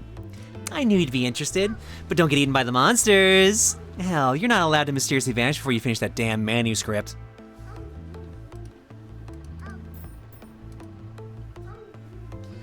Are you still investigating Nori these days? Yep, nearly there. We suspect that several of their factories are secretly emitting toxic wastewater, but we need more evidence. I'm planning to sneak into one of their factories and take some of their files. That's so dangerous. But aren't you an editor? Why have you been working as a journalist? Sorry, walk ring. Please, darling, I'm a journalist after all. Did you forget that I'm only part-timing as an editor? Plus, you're the only author I'm left with anyways. Wait, did I miss a text? Why? No, I didn't. Okay. Exactly, so please spend this time wisely and bring me something good. I don't think that manuscript will just appear at the snap of my fingers. Oh yeah, what are you gonna dress up as this time to sneak in? Of a spectacled researcher of some sort? Whatever it is, I guarantee that you won't recognize me. We're almost done for today. Well, it's about time I headed back to the publishing house. Goodbye, little doggy. Oh, silly me, little Wolfie, wasn't it? Bye-bye. Looking forward to your next manuscript, Herod. Bye-bye. If I were you, I wouldn't get my hopes up. Aw, my stomach's so full I won't have to eat tonight. All right, buddy. Dinner tonight is eggs, lettuce, and cherry tomatoes, exclusively for you by Chef Herod. Ugh, sounds rubbish. But high in protein and nutrients. Come on, let's head home.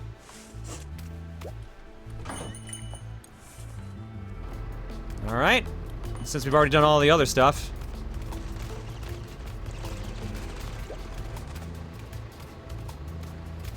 Already fan out of the game in the Buru? Not shocked. Not even remotely shocked. We going upstairs to pack? I already know what I want to bring. I haven't decided whether I'm gonna go or not yet, kid. Your mother certainly wouldn't agree with you going anywhere. You don't have to babysit me all the time. Don't you want to concentrate on writing? Don't go thinking you can outsmart me on this. Come on, let's head upstairs. I don't know how long the game is, Enzo. I'd have to know the length of the game first. Prologue Chapter 3, Midnight Stories of Tinbone Hill.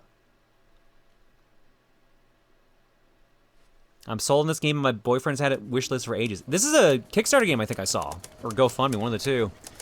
A thick fog permeates the night, drowning the fir trees that huddle closely around the path. I'm very slow with this typewriter. The darkness envelops everything in its path. And at this moment, only the click of the wheel seems to offer Hall any sense of company. The intrepid explorer reads the invitation once more. High above on the mountain top, the mysterious mansion is waiting for its guest. Tinbone Hill. It's fortunate I passed across here. You've been walking for days. The kid ate too much ice cream and had terrible diarrhea, which made us miss the pickup. No, I didn't. It wasn't that bad. Besides, you lost our luggage. Huh. Goodbye to all my precious dinosaurs and my dinosaur armor. People around... I lost that voice already. People around here say this life is like fish pie. If you burn one side, then the other's probably no good either. Fortunately for us, our invitation to the Abbey was in my jacket pocket. Otherwise, we'd have been in deep trouble. The sanatorium, you say? Color me shocked. Not that damn place again. It's a business trip of sorts. I was made aware of some supernatural nonsense. Such gimmicks are everywhere these days, it seems. Be careful what you call nonsense. The stories are all true. That's a cursed manor. My grandpa told me that place belonged to a family full of alchemy enthusiasts. They signed a contract with the evil beings in the mountain for exchange for treasures. Ultimately, they suffered a backlash due to their never-ending greed. What a cliche. I bet it ended up in something like someone breached the contract and the family perished ever since. Huh. I knew you wouldn't believe it. Let me tell you. Mysteriously.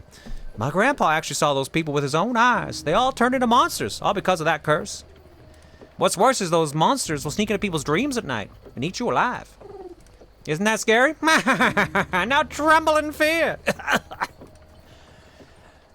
Truthfully speaking, the bombs in your car intimidate me more than any rumor could. Bombs? Nonsense. Those are firecrackers. A great invention from the East that gets rid of monsters. They also make beautiful fireworks. Firecrackers? Awesome. Can I have some, please, Papa Shire? Sir, did you read the stage directions? Disappointed. How could I say no to these puppy dog eyes? Help yourself, my boy. Really, dude? I'm actually, thank you, Papa Shire. Hey, Papa, is there any truth to what you just said? Hush now, don't ask the oldie such a thing. Papa Shy never lies. What are you so curious about anyways? What should I ask him? Oh, I'm playing as Willie now. Okay. About the sanatorium. Have you been to the sanatorium? Is there really something supernatural there? Only when I was very young. At that time, it was not a sanatorium, just a cursed manor full of dust and webs. A guy from the neighboring village believed there were lots of treasures remaining, so he snuck in. And then he was never to be seen again. The entire village was horrified. No one dared to take a step into the manor, so they came to me. I was known for my courage around here. So I gathered a few friends to search for him, but guess what? And then what happened? He was lying unconsciously on the ground, and horns had grown out of him. The curse came true. And then what happened to him? Well, after that, I never kept track of how it ended. Papa's got more other important stuff to do, you know? Didn't want to hear about the person that grew horns out of nowhere, I guess. Papa Shire, do firecrackers have special powers? Of course, my boy. Some firecrackers can soar into the sky, some can make a thunderous sound, and some are small but powerful. Where they are from, firecrackers were made to keep the monsters away. Ah, you drive through the forest alone because of the firecrackers. Exactly, so don't worry. No matter what monsters we may find, as long as you're in the cart, they won't dare approach. And I wanna sleep here. Close your eyes, dear boy. We still have a long way to go yet.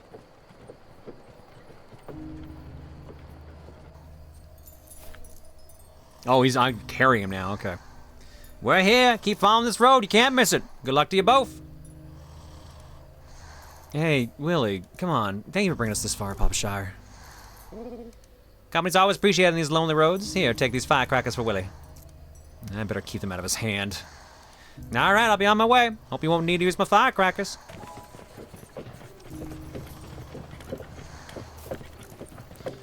Wake up, Willie. We're here. Just the two of us now. I guess let me up. Still talking in your sleep, huh? I guess I need to carry him for a while. No, I can't run. I can deal with a raid from Mega G-Wolf, though. How you doing, buddy?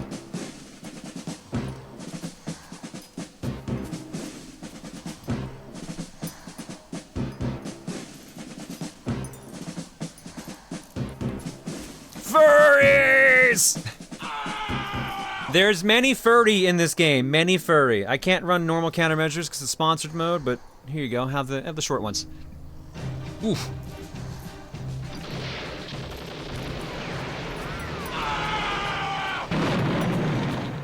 Thanks for the raid, bud. If y'all coming in from the raid, this is a sponsored segment. We're playing Mercury Abbey today. This is, the best way to describe it is basically an adventure game. Like, we're solving mysteries, we're talking to people, getting information. We got a big book of stuff. If you like furries, this is literally the game for you. My notes I was given for it even said, point out, like, it's very furry coded. I can't imagine what possibly could be furry coded about any of these designs, even remotely, you know? Just, I have no idea.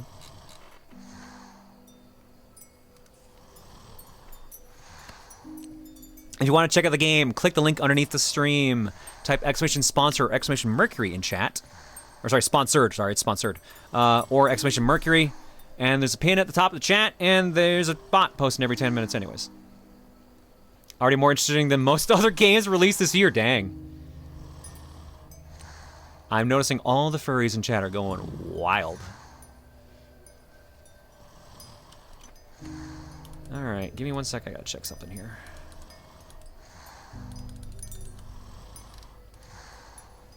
Okay, yeah, that's what I figured. Alright, cool. Broken Dreamcatcher is said to capture nightmares. There are many such Dreamcatchers hanging from the hills leading up to the sanatorium. Seems like something's in the tree hole. It's a Dreamcatcher? It's broken. Looks like they've been hanging here for a while. They say only good dreams can pass through the hole and make it to dreamland. Nightmares, however, will be captured. They trying to catch those monsters Papa told us about? You say this is furry coded, I say it can awaken the furry deep inside somebody. Just depends on your type. I already got the demo and put this on my wish list. What more do you want from me? I want you to click the link underneath the stream so you can check out the Steam page for it. Which, by the sounds of it, you already did. They should be up here.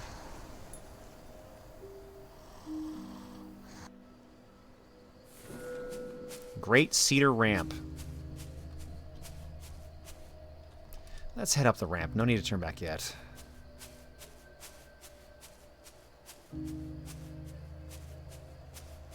Maybe I'll see, DB. Again, I don't know how long the game is going to be at the end of the day, so possible for game clearing. It will take longer if I'm doing all the voices. I will say that at the very least. Not shockingly, Steam recommended this game to you already, Mega G-Wolf? Alright, that's pretty funny. Literally sending this to my partners, this sounds like their kind of thing. It frames itself as a mystery, and I'm... Oh, wow! Oh, we even got a late title card.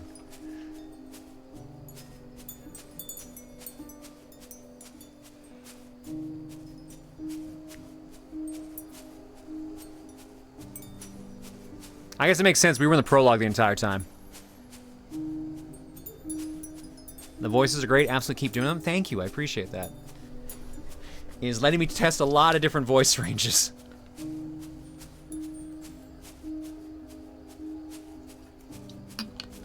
The game's name is in Japanese or Chinese on that Steam page for some odd reason. I don't have VPN turned on either. So it is, I don't think they actually said if it was Japanese or Chinese developed. But I know that the company that is sponsoring tonight's stream is Gamera Games, so that leads me to believe it is Japanese. Chinese developed. Never mind, I am wrong. Okay.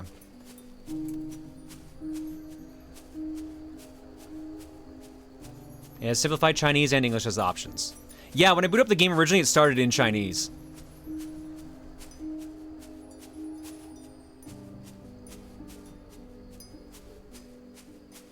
Hour and a half to get out of prologue. Speedrunning this sponsor segment. Heck yeah. Look, I wanted to talk to everyone. They did a lot of world building. We're still in the prologue. We are not out of the prologue yet. Like the clouds surrounding the moon, wispy cedar trees surrounded the old mansion.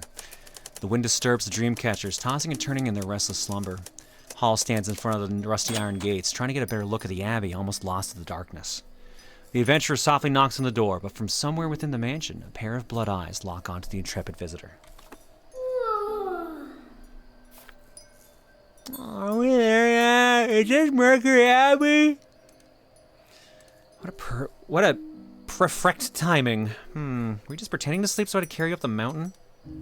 Ah! Look, the door's closed and no one's here. How bizarre. Come on, let's take a look.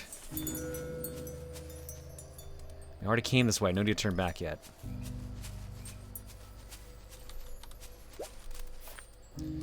Creeper plants obscure the building's name. The nameplate says Nymph Manor. Not Mercury Abbey. Did the name change or did we go the wrong way? Nymph Manor, an old name of this mansion, perhaps?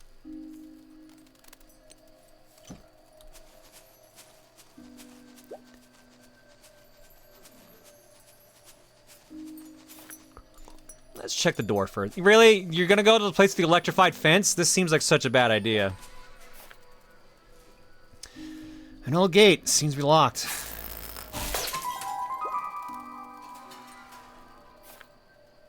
Oh, a bug! Maybe it's showing us the way. Let's follow it. Hey, don't run off. Come back. That damn kid. Always taking the French leave. Wait, what? This place is giving me the creeps. Gotta go after him now.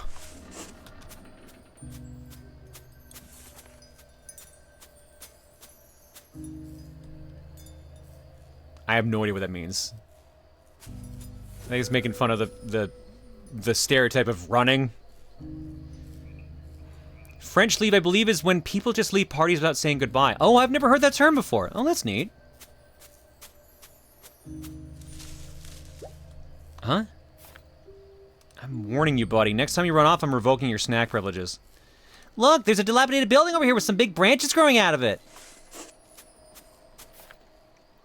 The door's been bricked up. Otherwise, we could enter from here. We can blast the bricks with firecrackers. Wapow! Where's the firecrackers? I remember the old man gave me some. Not sure how powerful you think those things are. Now behave. This should be the side door of the sanatorium together with this gate. Let me see if there's another way in.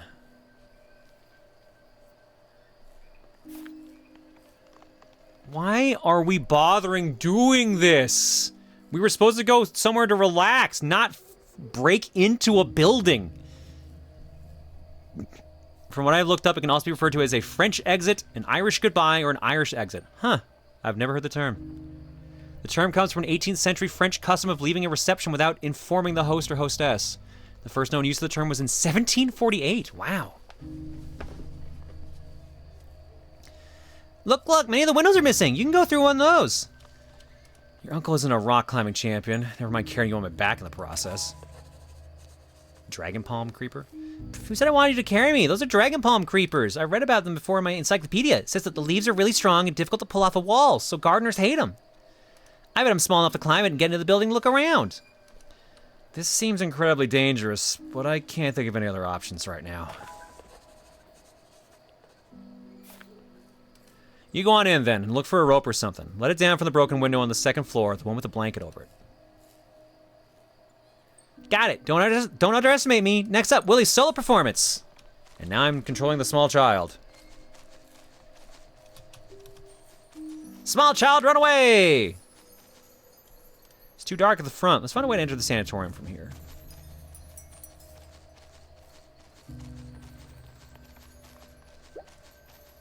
Oh, I can talk to Herod, actually. Let's do it this way. Careful, don't get hurt on the way in. I know. You don't need to nag.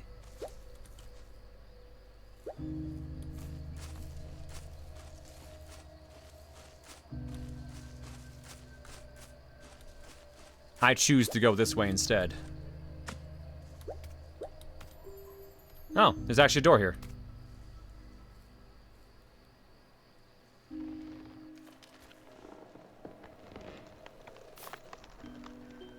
Haha, smooth entry. Oh, there's a lot of spider webs. There must be some monster spiders living here. Gotta be careful. What did Uncle Herod say? Find a rope, window on the second floor? Yeah, look for the rope first.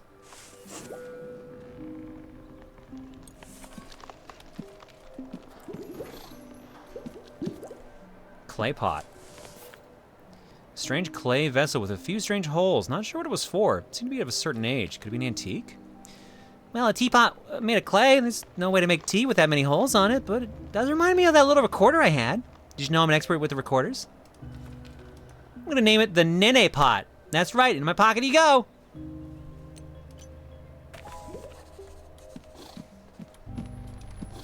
Oh, I literally came here just for that, huh? Okay.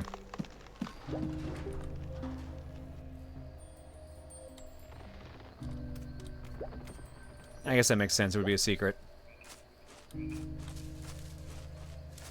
Which means I should probably check my book once I get down here.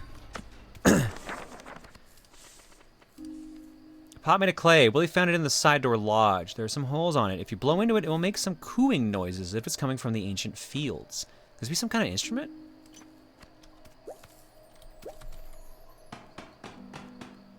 Randomly pocketing things. We really are in a point and click. Absolutely. It's very high here. Don't fall.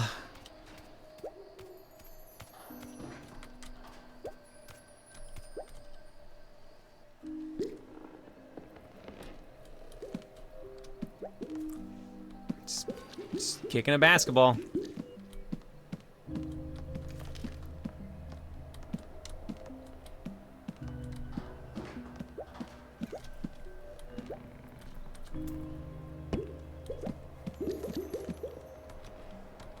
Taking the ball with me.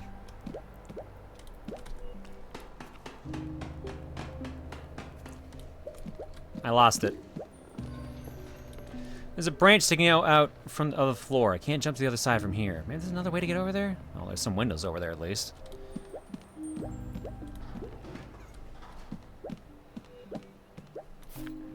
Oh, that's what Uncle Herod said about the window. Let's give him a scare.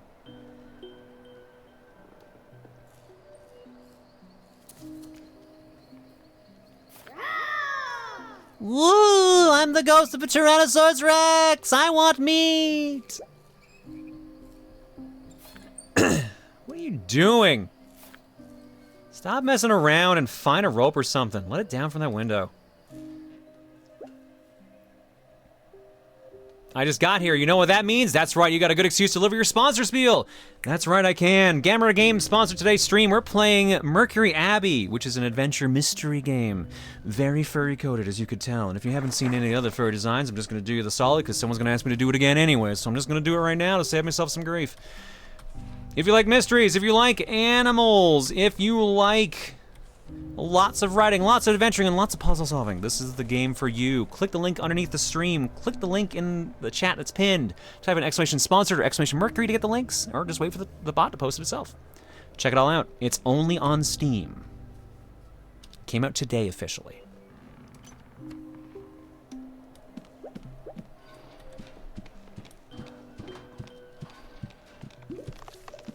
Oh, there's the ball.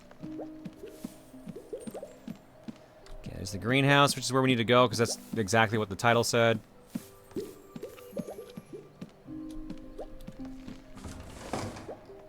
I found a gold coin! Wow, gold coins! I could buy a lot of dinosaurs with this.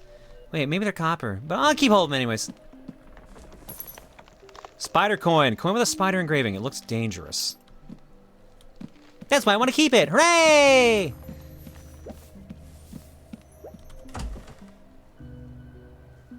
Does it count as coded if the code is that blatant? Yeah. Show the wolf abs? Are we doing that again? Well, hang on, I gotta go through this first. Wow, a rainforest of leaves, a wall full of creepers. Huh? What's that sound?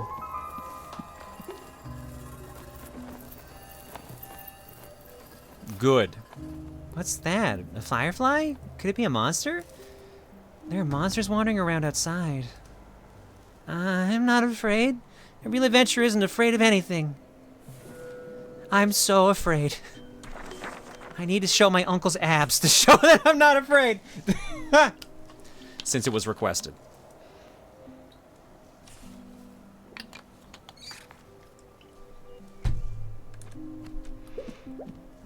Box. A big wooden box blocks the exit. Let's move it. There's no way I can do it. I missed the last piece of dialogue, my bad. What brings up the missed dialogue? That was N. This is a job for Uncle Herod. Okay, that makes sense. Mysterious treasure box, locked with a mechanism. Interesting. Let the great adventurer Willie take a look. I put the butterfly coin in the butterfly coin. There's still 2 empty slots. What if I put something round in them? Wait, where'd the butterfly coin come from?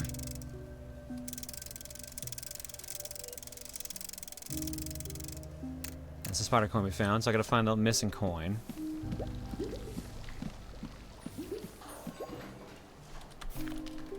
A long, soft rope ladder. Let's drop the rope ladder down from the window so Uncle Harry can climb inside. I need something sharp to cut the rope ladder free. I should climb up and look for it.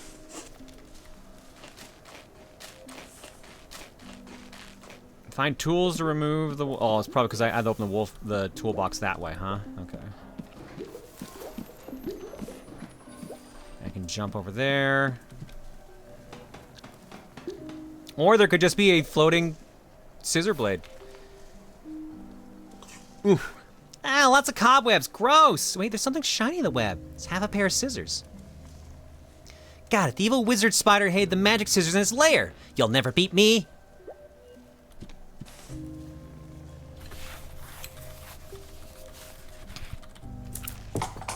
Ta-da! Sticky single blade scissors. There's sticky cobwebs on the single blade scissors. Yuck, I don't think this will cut the rope.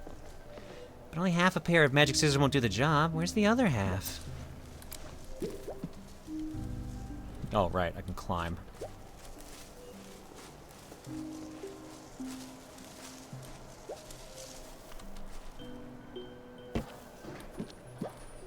Unknown diary. You left a book on the chair. There are books everywhere. Oh, this looks like a diary. Diary looks quite old. Let's see. Its owner is called Helios? Helois? There's a butterfly mark, too. Let me check out what's inside. 3rd October, 1553. Interestingly, this flower is only found in the hills of the manor. During the day, it seems no different to other plants, but at night it reveals a unique silvery shimmer. I looked through the library on the 2nd floor, and this flower was never recorded in Fenrir's botanical collection, so perhaps I'm the first to discover them. I decided to name them after myself, the Helios flower. Or Heloise flower. Heloise flower. What a nice name. Heloise flower. Nymph Manor, Great Cedar Ramp, Shiretown. The way down was slippery as I retracted the tracks to Shire Village. The cook was surprised to see me during her vacation and told me I shouldn't have come to the village. I know most of the villagers don't like us. Well, you can say that they hate our family to the guts at least. But I'm quite fond of the fishy-smelling village. Its lively nature is a welcome change from the manor. The manor was too quiet for a place that huge. Only his 3 siblings and a handful of servants have lived there. Although shocked upon seeing me, the cook still showed me around at my request. I was exhausted by sunset, and due to my weakening condition, the cook sent me back before moonrise. Although Fenrir and Jormund may have taught me a lesson, I don't have a single regret. Ah, they folded the coin, apparently. The new gardener always makes a mess of my garden and equipment. He says that I was only borrowing things, but I've already lost 2 pairs of excellent shears. It's frustrating. I'll make a toolbox that he absolutely cannot open. I already have an idea for it in the works. Something with an interesting mechanism. I'll teach him. There's a small butterfly coin here. Looks more like a moth. I'll hold it for now. Alright. I guess remember the symbols. Lightning bolts, 3 fish. Uh-oh. Torn pages. Have we jumped a year? Yeah, this is... Okay, a month later. January 13th, 1554. Jormund tried to scare me with his little spiders again. I'm not scared of these little 8-legged things. However, it was not a pleasant experience to have one fall into the page while reading a book and ruining the protagonist's big moment. It's a grave mistake to give Jormund the left greenhouse. Oh, I think that's just showing me which way I should be turning the spider coin.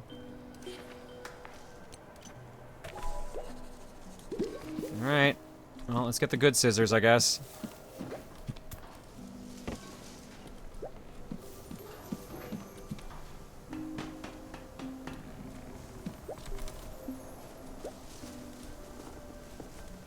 I don't know if they're symbols of the family or not. That's the thing. They don't really make it clear yet.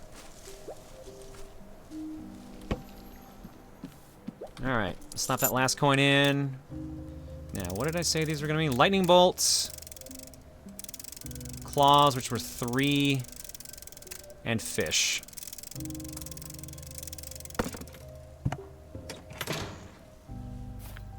Success! As expected from me, of course. Oh, it's PlayStation symbols. Strange geometric patterns that look like some sort of graphical passcode. Huh? Some strange geometric shape. Why would you call them geometric shapes, kid? That look just like my... Oh, look like my tangram. Never mind, that's why. I wonder what they're used for.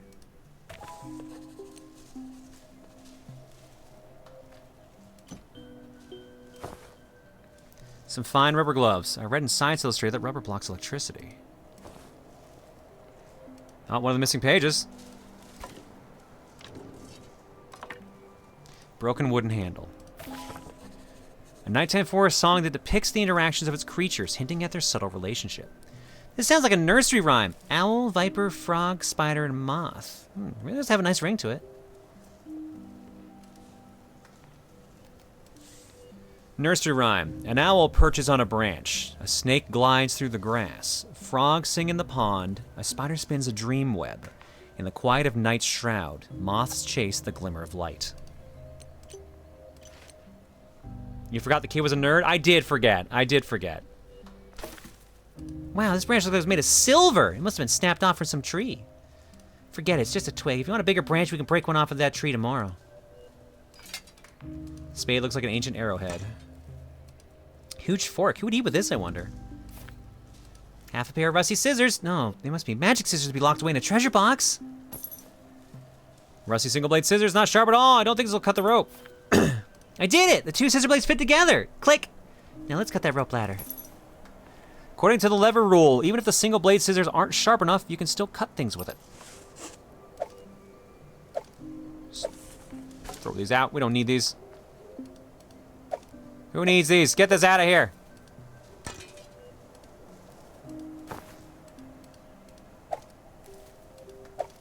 Gotta keep our treasure box nice and clean. Silver branch feels very light. Is silver really this light?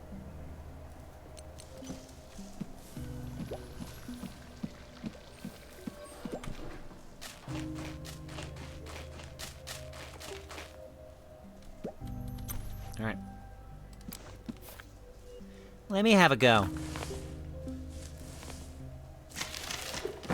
Ta-da. Oops, it fell. Looks like I'll have to find another way to get down. Good thing I already did that!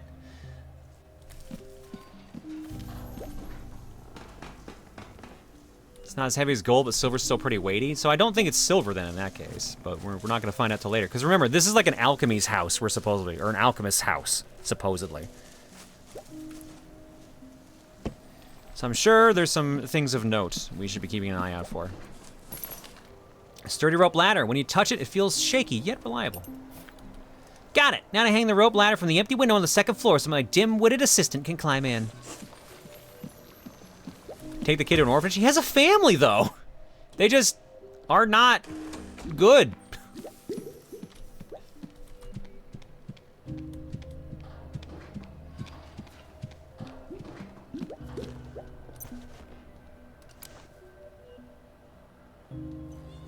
It's an orphanage it is then. Alright, fine. What are you attaching the rope ladder to that's keeping it in place for your uncle to climb? Don't worry about that. Just like that, I fixed the two blades together and cut the rope ladder. Huh, how's that? Only someone as brave and smart like me can accomplish a mission so tough. Well, what an adventure. If you think about it, you probably can cut the rope ladder with just half of a scissors. Huh? It was a really tough ladder. Only a pair of scissors can cut it. Honestly, you adults are the worst. You know nothing about it. Fine. We better leave this place and look for the reception. He is still convinced this is the place he was supposed to go. Can you play basketball? Not as well as the kid, apparently.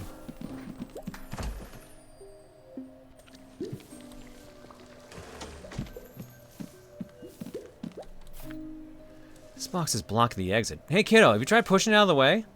Are you kidding? This thing? You think this is something for someone my size? Don't worry. If you give up the sweets, you'll grow big and strong enough to push things like this someday.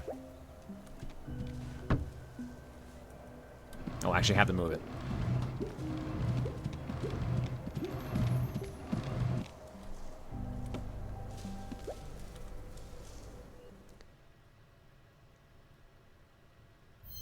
Prologue Chapter 5, a first look. We are not going to make it out of the prologue at this rate, are we?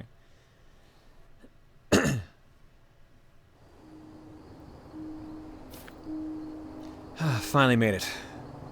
Uncle Herod, I just saw something scary on the road. Don't run around if there are monsters. Just follow behind me closely.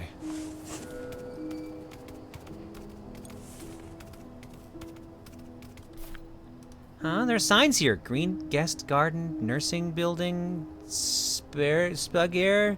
They're difficult to make out. Let's go. We need to head over to the main building. Oops. I didn't realize it was going to instantly move me. I wanted to look around there.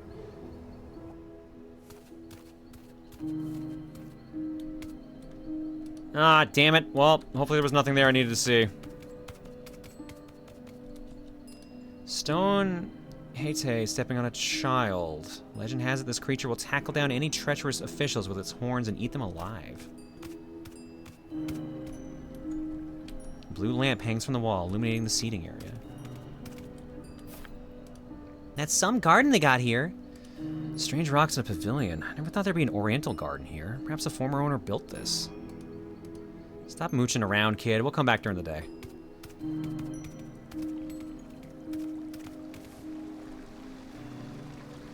I mean, this looks a lot nicer now. Okay, fine. This looks way nicer. Mercury Abbey, the nursing building. This must be the center of the sanatorium. The secluded mansion's magnificent, but it definitely invokes a sense of unease. Whoa, it looks just like the haunted mansion from Moon Sickle 2. Moon Sickle 2, I assume. Have to be careful. Remember what Papa Shire said about this place being haunted? He was totally straining you along. Someone should be on duty on the first floor.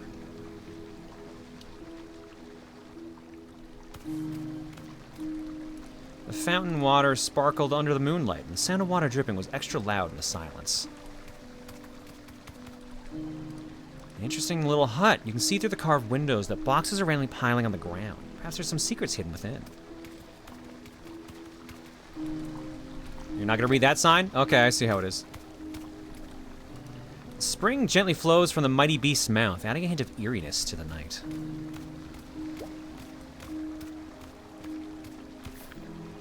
Let's check out the main house first.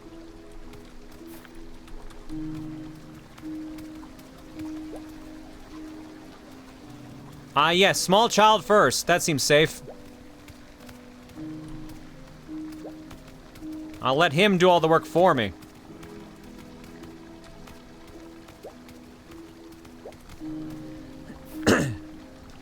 It's dark in the lobby. Seems no one's on duty. Let's open the door and head inside. It's cold out here. The door should be locked. Maybe we should pick the... Simple push, that's it? Don't people lock their doors around here? Or it's because I have super strength. Huh? No one's around. Maybe everyone was eaten by the monsters. I'm sure the monster will be happy to see a cute little puppy waiting for him at the door when he gets back. No way! Let's head inside. I'm not scared. I'm really not. I just want to get to bed. That's it. Later, Ian. Have a good one. Ooh, it looks like a huge hotel. It sounds haunted as crap in here. Majestic sculpture of a lion, a thinker and poet of the Dol Rosa region dating back to more than 1,000 years. The door closed. Is there a monster coming? Most likely just the wind. Don't worry about it. Stay close behind me and you'll be safe. Closed door. Not a single light in sight. Stands a reason this kind of establishment would have a staff on duty 24 hours a day. But there isn't anyone here. This must be a trap by a monster. What if we just went home? Perhaps there's someone upstairs. Let's... Click. That's definitely the sound of click. Weird sound.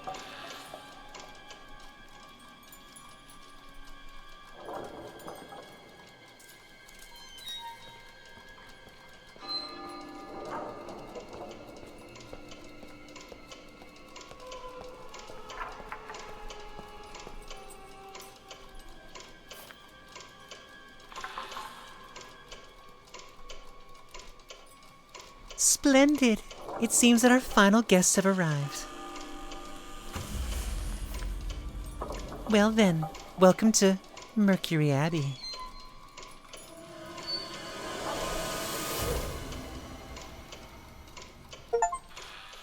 A first look completed the prologue. Chapter 1, Morning Spirit.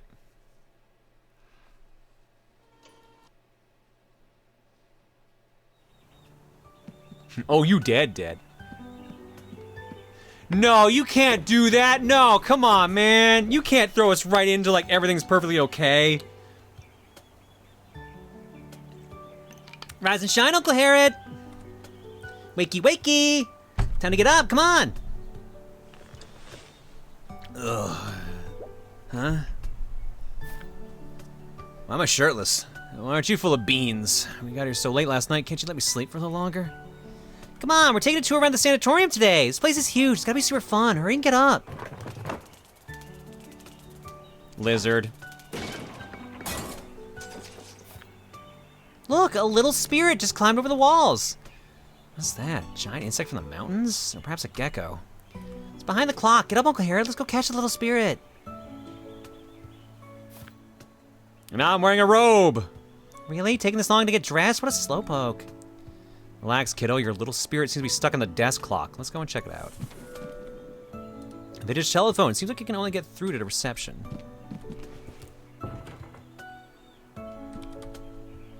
There's only a bathroom and some quilts. There's not much to put into it since we lost our luggage on the way here. Willie said he's going to turn this place into his secret base. This flower. We've seen plenty of it on our way up. It gives off a faint glow after dark. Oh, me. I know. It's called Helios flowers. The diary we found in the greenhouse last night talked about it. What a beautiful name. Must be a unique kind that only grows in the mountains. I'll pick one sometime and use it as a bookmark. A nice and soft emerald sofa chair. No doubt this will soon become Willie's throne. The kid sure knows how to make himself at home. He looks even hotter in the bathrobe? Damn, y'all are down bad. Sanatorium stipulations. Stipulations for the sanatorium. They look pretty formal. Huh, didn't expect them to run this place properly. Let's see. Forbidden to leave your room after 9 p.m. Uh-oh, seems like we've broken the rules already. Adhere to the daily meal arrangements as scheduled. Sweet dreams must be taken at designated time. You must return to your room before 9 p.m. Leaving your room after 9 p.m. is strictly prohibited. Entering any restricted areas is strictly prohibited. You cannot leave the premises without permission. Reception telephone 458-786.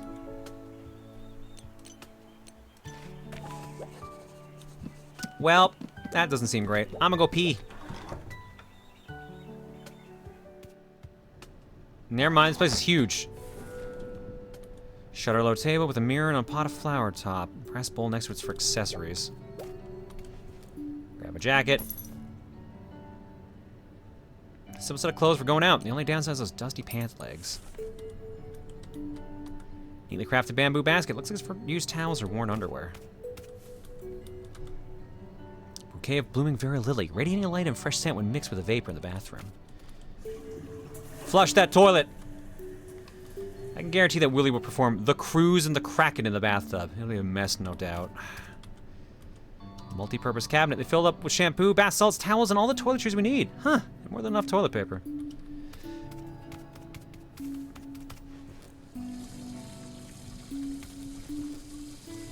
I guess that's not the mirror I need. How about this mirror? Nope. I'm just gonna leave the water running. They're not gonna care. Oh, wow! Wow, they thought of that. I'm a model uncle now. Anyways.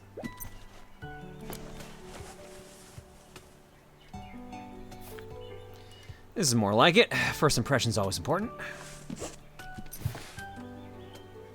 Huh, what a special clock. The numbers on the dial are all replaced with strange runes. I saw this pattern in the greenhouse last night. Mysterious runes. There must be something behind the sanatorium. Interesting indeed. Runes, the good old pal of adventure stories. Might as well open up the dial and see. The hands of the clock have stopped moving. The little guy's stuck between the cogs.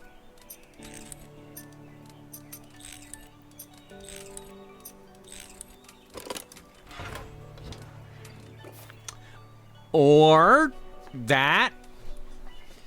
Well, brass circuits circling around the light dots in the center. Seems like it was intentionally designed to be this way. Could be some kind of mechanical toy. I've seen a box with this kind of trick in the greenhouse last night. It needed 3 coins to open it, though. Yeah, this is a big house full of tricks. Uncle Herod, there might be secrets behind it. Very imaginative, buddy. Let's open and see what secrets are hiding in there. All right, rotate time.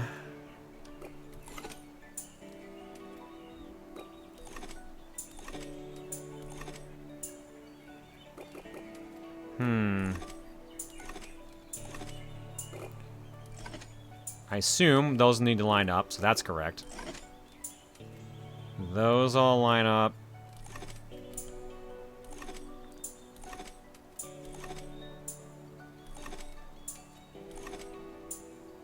Those all line up.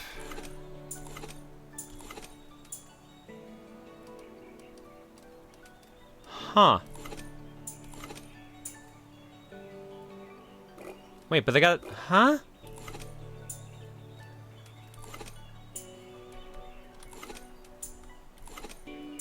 Oh, then there's another setup. Okay, never mind. So let's... So this is not the only setup that'll work for this, I guess. Yeah, that's exactly it. Dang it. Okay. Should've known it wouldn't be that simple.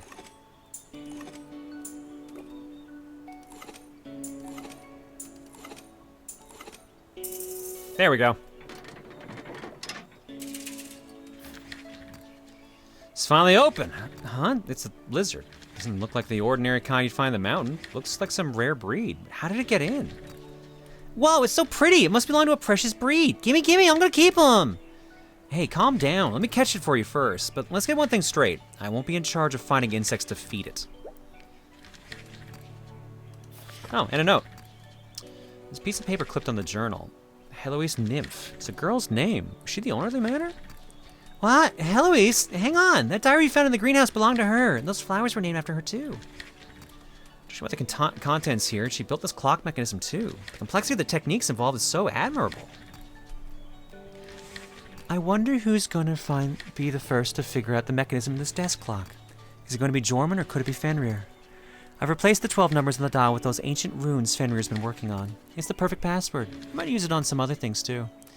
Jorman's obsessed with the left greenhouse lately and has completely ignored my existence. He's been fiddling with his little spiders non-stop. He used to hate spiders to his guts. I still remember how furious he was when they passed the spiders emblem to him. Heloise, July 9th, 1554.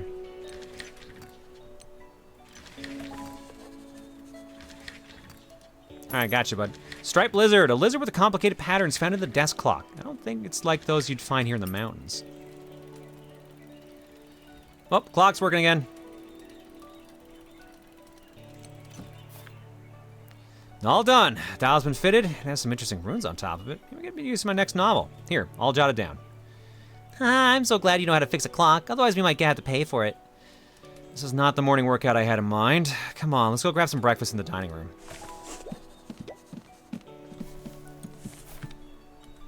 Leave for breakfast? Let's do it. Come on, let's go downstairs for breakfast. Your poor uncle's stomach's growling.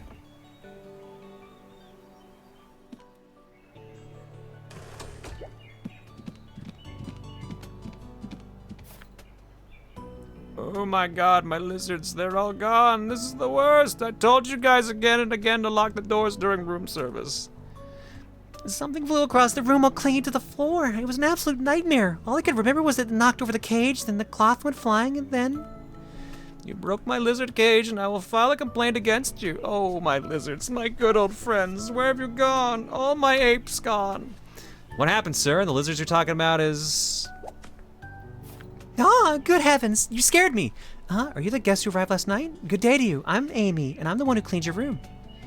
There's no time for your tedious introductions. Good gracious, all my baby lizards ran away. You better find them all right now. Yeah, I don't want to go. These little things scared the life out of me. I couldn't even lay a finger on them. Oh. Grandpa, is this lizard yours? It snuck into our room and I caught it in the blink of an eye. Ah, my Dr. Arkham. Hurry, put it into its box here. Thank you so much, little buddy. But there was supposed to be more than one lizard. Never mind, I guess they'll all leave me one day. Don't be sad, Grandpa. You're in safe hands with Willie. Leave it to me, and I'll help you find all your lizards. Are you Willie? Thank you for your kindness. I don't have much hope of finding them at all, but you're a kind little wolf. My name is Rahimi. All my old colleagues call me the Old Lizard. You can call me this too if you want to. That's great. I can carry on with the room service now that we found them. Hang on, where did my cloth go? ...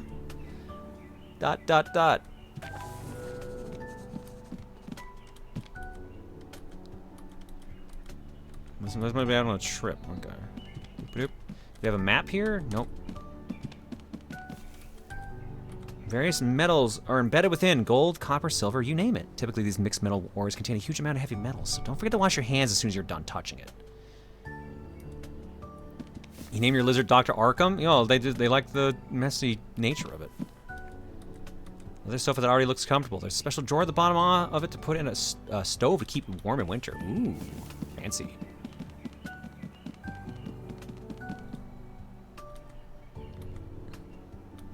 Wait, what's that? Sculptor of the twin-whiskered serpent god, whose name is Chakakupa, who's in charge of wind and rain on the other side of the sea.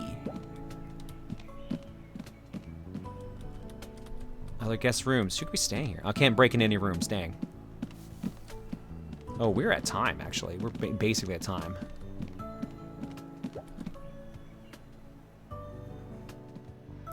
Well, I guess I've left you all with a bunch to contemplate about if you want to play the game.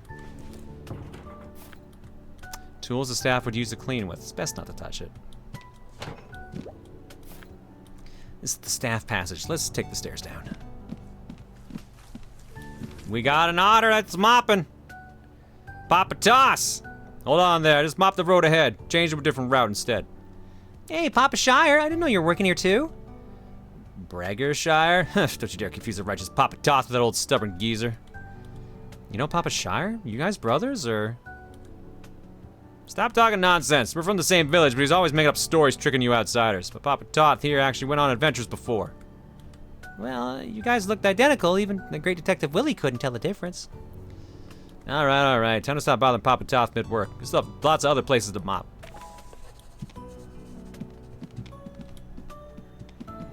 Herod did inadvertently admit he knows how to pick locks earlier. He could break in even if he wanted. I mean, likely that will happen at some point.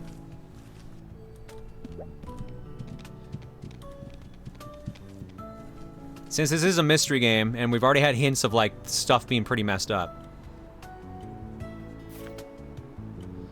I'm really sorry, Mr. McConnell. I can't share any information with you. That's our guest privacy. Mr. First Mate. Hey, come on, don't be so rigid. I'm only taking a look, or perhaps you could tell me his full name.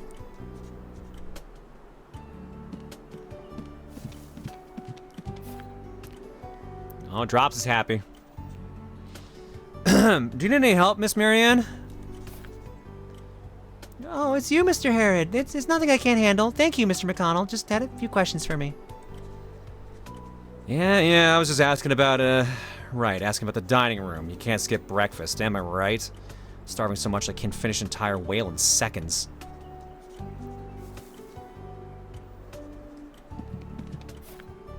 Good morning, Mr. Herod and little Willie. How was your sleep last night? It was great. My uncle even snored a little. By the way, thank you for tidying the room for us so late at night. That's part of our duty. Our shuttle bus waited for a while yesterday morning, but you weren't there. We thought you had canceled the retreat. Well, thanks to our little mate here for the unexpected check-in experience we had. I jumped a little too. I was busy separating ketchup. What? And then I panicked and broke the bottle, shattering the glass everywhere. Well, he thought there was a murder here and he was clinging onto my trousers. No way. It never happened. The Great Adventure Willie was never afraid. I was only worried that you might be scared. Aren't you too precious? Haha. All right, breakfast has already started. The dean will explain more in detail about the sanatorium later. You can enter through the door to the right of the staircase. The dining room is at the very left of the corridor. Hope you enjoy your meal. Thank you, Miss Marianne. Let's go, Uncle Herod. I'm starving. What else do you want to ask about? I'm sorry, the what? Oh, I just noticed that. I was looking for like a human skeleton. I should have noticed it was gonna be a whale. It's unusual to hang a skeleton as a decoration for the lobby. What an interesting choice, though it looks pretty impressive during the daytime.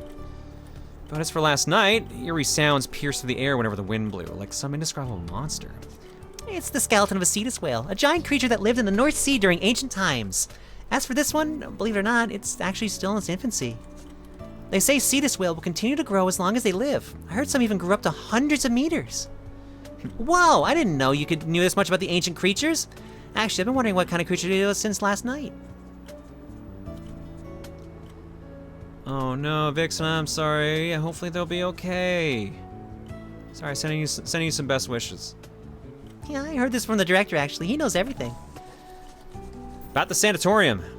I had a conversation with a local about the sanatorium on our way here. They told me the sanatorium once belonged to an alchemy family and some rumors about a curse. There are a lot of legends about this place going around, but I won't believe the majority of them. Well, you know, truth is always lost in the river of time. But these legends are quite popular among our guests. You could ask around while in the dining room if you're interested. Maybe lots of the guests actually came here for those legends, like Uncle Herod. Yep, maybe these legends are just a way of advertisement. Because most hotels had supernatural activities and attracted lots of guests. Thanks for the information, Miss Marianne. I'll leave you to your work then. If you need anything from me at any time, I'm usually here at the reception, or you can find me at the clinic if I'm not here.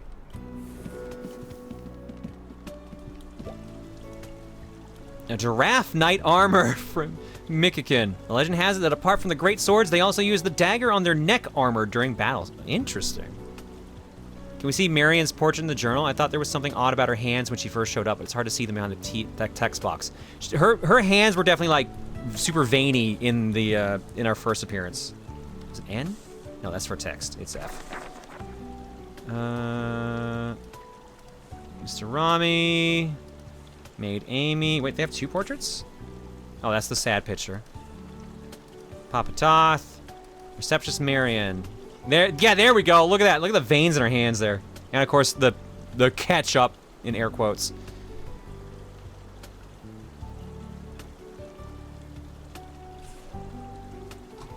Full name, Marion Stewart. Race, lemur. Age 25, 164 centimeters. Receptionist, zodiac sign, Gemini. Hobbies, reading. Favorite color, emerald green. Favorite magazines, hotels, rainforest. Favorite food, salted ant eggs, orchid honey, profiterole. We only have one of her entries, which makes sense considering she's probably got a lot. Marion's busy day begins the second she wakes up. She has a plan for everyone's work arrangements, coming up with the menu of the day, arrange the dates for when sheets are washed, signing for the deliveries, arrange glass cleaning dates. Not only that, she's the director's secretary. As you can see, her name is put down as the person to contact on the invitation. At the same time, she's also in charge of the clinic in Bridgeside Garden and can treat fevers, colds, as well as allergies. Whew, Marion can never catch a break. And then there's a breakdown about lemurs. I won't bother reading that.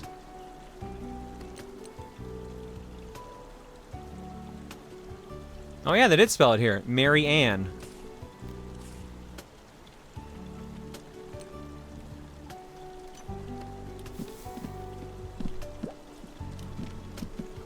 Alright, we'll probably at least get the next... We'll do the dining room part and then we'll probably tap out. You give me an investigate prompt for this? Statue of the warrior king Kagun, a remarkable ruler of Dol Roser and the ancient tales. Said he represents order and stability.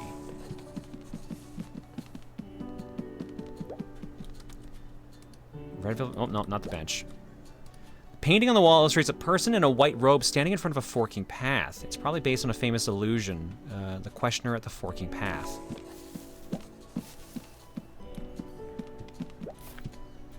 Huh? The dining room's already bustling. Seems like the rest of the guests woke up way earlier than us. Because we've been busy capturing the little lizard. I can smell the breakfast from all the way here. It smells delicious. Come on, let's go.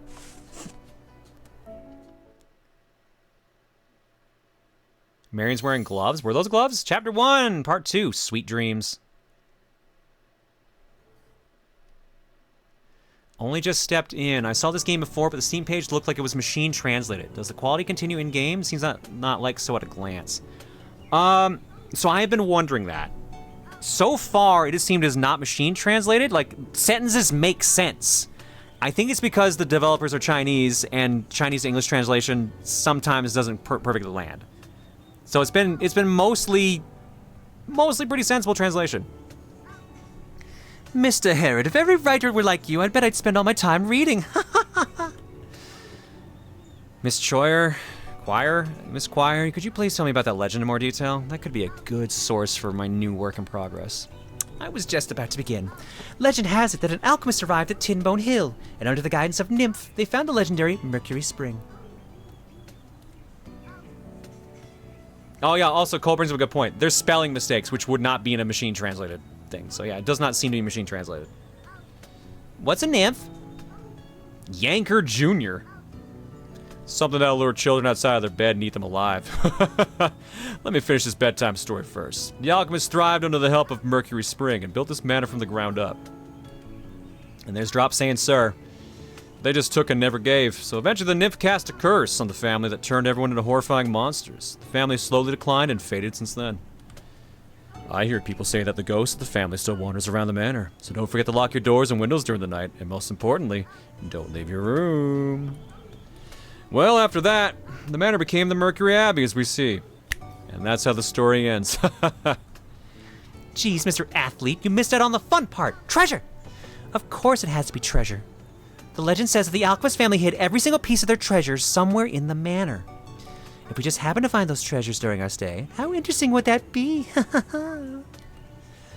That's very cliche. There's no originality there at all. Besides, treasure and curse? Please. It sounds more like an advertising technique than a legend.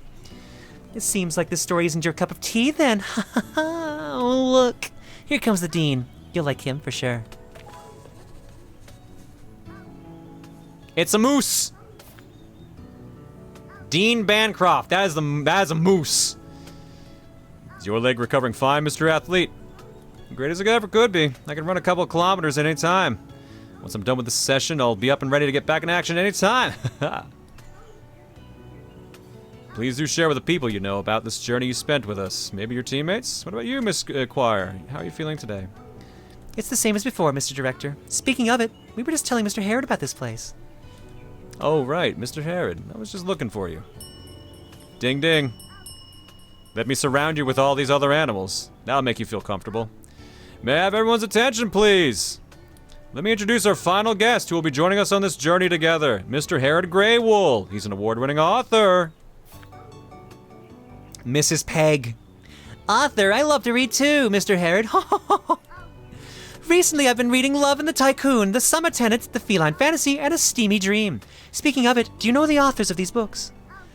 Romance, huh? I'm not really familiar with the genre. I do know of folk who's writing them. Miss Peg, your enthusiasm is a little overwhelming. I can tell you that city life does bring a lot of stress. Occasionally we need some time away from the fast life and relax every now and then. Here at the land of spring and good dreams, our specialty, Sweet Dreams, will lift away all the stress you brought with you. Mr. Herod, allow me to introduce you to Mercury Abbey. I'll do the Duke after the sponsor segment. I was trying to wrap up soon and then I got caught up. That's pretty much everything you need to know. Whatever you want to do is up to you. We don't interfere with our guests' decisions. All we do is provide the best possible service to form a bond between our bodies and the water and create an aura for recovery. What should I ask about? Seems that some guests are quite familiar with the services. Have they been here before? Of course, I'm proud to say that we provide the best quality services to our guests, and almost all of them choose to stay with us after their first experience. And that's exactly why we are currently undergoing some expansion work. Due to refurbishment done in some parts, we advise you to only explore the currently available areas. Please pay extra attention to your child. Oh, right, him. This is my nephew, Willie. He's quite well behaved. Well, most of the time. Hello, Mr. Director. I heard that the other guests mentioned that there are treasures here. Is that true? Kiddo, that's merely a myth. Don't go out to our restricted areas searching for treasures. About Sweet Dreams. I heard you mention Sweet Dreams. Is that a specialty here? Yes, that's our unique program. Interesting. Is that not the reason why you're visiting? Well, I've heard a little, but I'm not too sure about its exact effects. Please believe when I say its effect is beyond imagination. Miss Marion will send sweet dreams to each of our guests on a nightly basis. That doesn't sound suspicious at all. That sounds great. Sorry, I'm lying. Thank you for your answer, Mr. Director. Finally, one last reminder. Prevent our guests from missing out on the collection of sweet dreams. What? Please return to your room before 9 p.m., and it is strongly recommended to not stay out late. We sincerely hope you have a pleasant time during your stay. Now, please excuse me, Mr. Herod. I have to go and plan out today's workload. Goodbye, Mr. Director.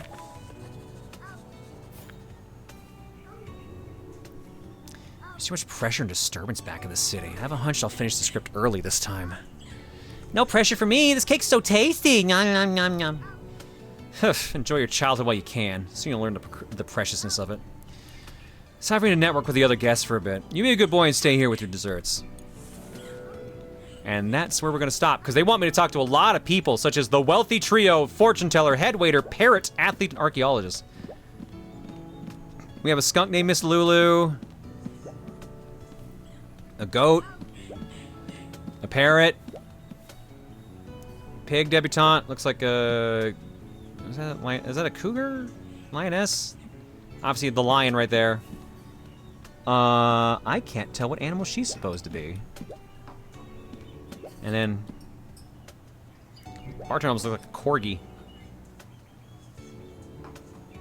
Skunk, please, I am begging you. Alright, Skiv the skunk, I'll do this for you.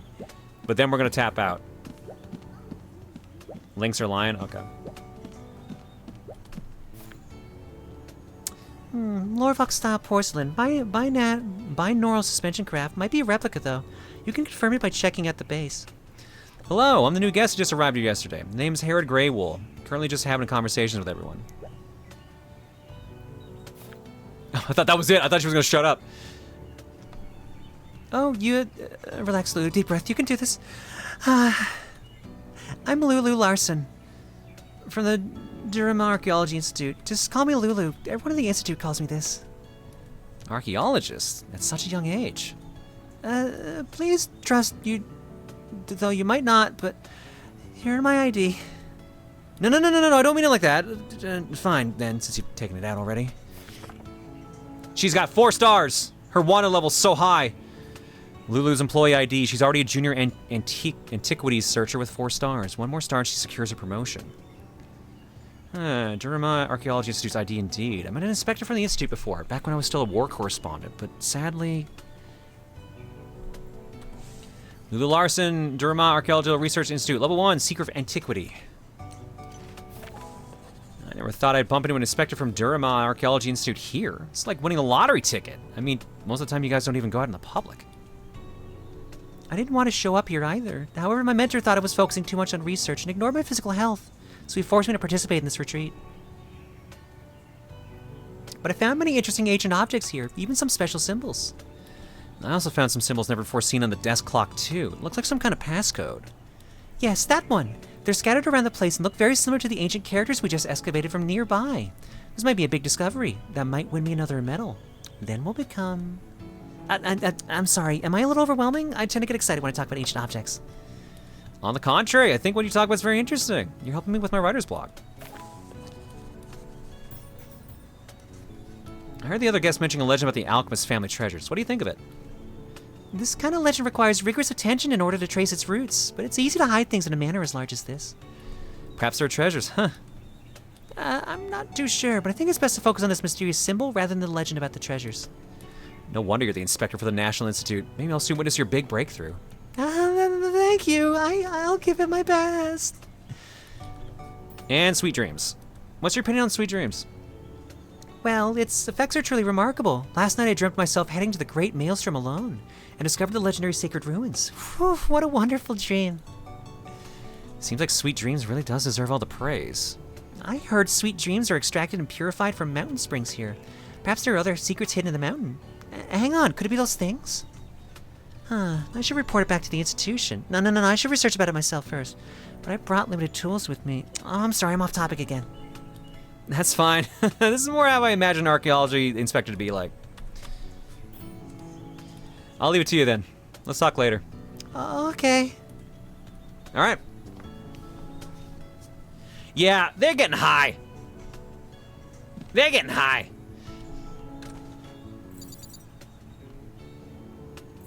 All right, well, folks, that's going to do it for the sponsor segment and the stream as a result. I hope you all enjoyed this. This is Mercury Abbey. Feel free to check it out. If you want to check the links underneath the stream, or above the stream, or really just somewhere on the stream, click the link underneath the stream, type !sponsored or !Mercury in chat, click the pinned post and all that jazz. It links to the Steam page. The game is specifically only out on Steam. As you can tell, it's a very interesting murder... Well, I say murder mystery. No one's died yet, that I'm aware of. But it does seem like a very interesting mystery adventure game. I'm super curious about where the plot goes. And as you can see, it's got something for every furry in the chat. We got abs. We got the wrong button. We got small children. We got fox girls. We got hyenas. We got... I'm not sure what that's supposed to be. That was a honey badger. Okay. We got Jeff. We got a rhino. We got a dog. We got... Lady Dimitrisou. We got a bear. We got a rabbit. We got a polar bear. We got old otters. We got really, really old leopards. We got sheep. We got another old otter. Not as old, though. We got lemurs. We got moose. We got fancy ladies. We got skunks. And there's a bunch more. There's 18 characters we haven't even met yet. Dang. Okay. I'm not afraid, but happy for chat. There you go. Where's the Dragon Girls at? I don't know. They might be in there somewhere. You never know. But yeah, it seemed really interesting. I really enjoyed the story. And I actually kind of want to know where it goes. I just wish I knew how long the game was. So maybe I'll wait for How Long to Beat to start filling up stuff. You mean they don't pay you more for playing it longer? No, they do not. I technically went over what I was supposed to do. But, you know, I was interested in it. Man, check the game out for yourself. Again, Gamera Games, thank you so much for sponsoring the stream. And let's get out of here, shall we? Boop. Save the game.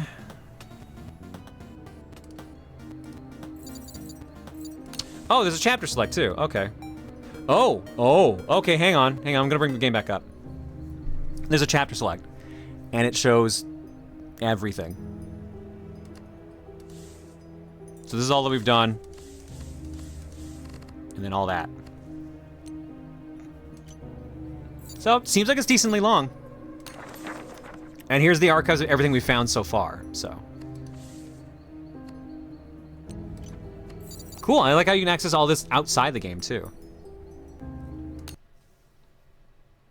Boop. Alright, first off, I owe a Duke. Montaru! Here you go, buddy.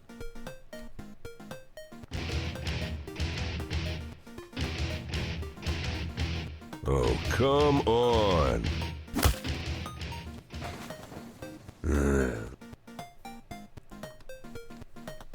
Secondly, I'm sure there's not much to read here, but I will regardless. Eggs-wise, Wild Zangoose for 66, Toaster Wolf 99 for 77, Unedited Bear for 124, Shenny Nerd for 82. Oh, Bear also says happy anniversary to the Egg Pack, which is true. If y'all in the Egg Pack, go hang out with the Modcast right now. My wife's on it. And I feel bad because I've been talking over the majority of it, so I probably should have already been off. Jenny Blaze for 58, Mono Starstorm for 42, Elemental Ogre for 44, Wall of Shadow for 25, Raisin for 34, and Megawatt for 27. Thanks for stopping and hanging out tonight, folks. I assume there's nothing in the carton, so I'll check it anyways. Nope, shuffler it is. You will give me an bingo! Bingo! Bingo! Okay, he's been drinking more than Gohan. My time bingo! Ha! All right, what's our raid message, and who are we gonna raid? Well, sorry, that's a lie. I know who I'm raiding. I just need a raid message.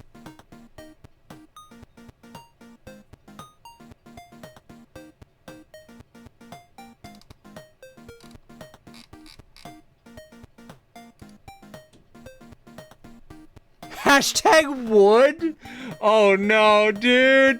Oh no, I think we gotta do that. That's just really funny. I think we gotta do it. I think we gotta do it.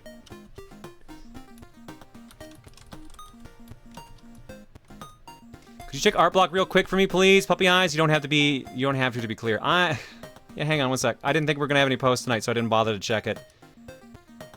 Because I tend not to do art block on actual, like, sponsored nights, because I don't know what to expect in the Buru.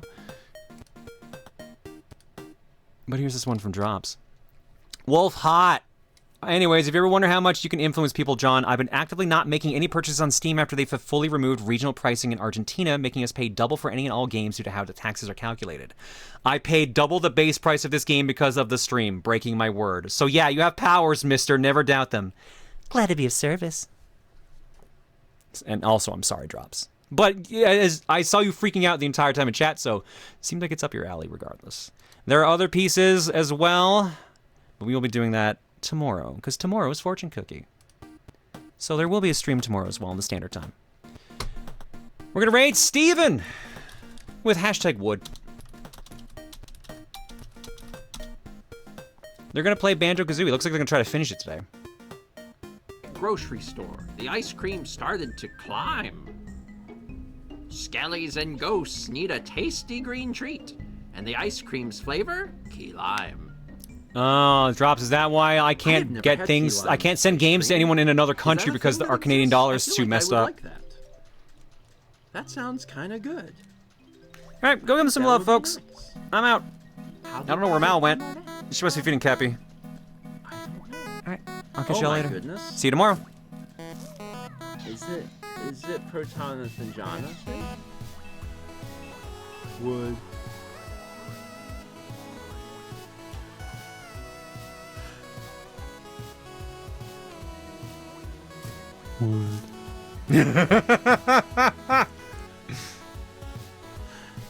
Hi, Raiders. Welcome in. Glad you're here. It's just me right now, but Mal's coming back. She has to touch pot. Occasionally touch a pot. In this house, we touch pot. I hope you had a good stream. I don't know what you played. Would you tell me? Sorry. Would you tell me?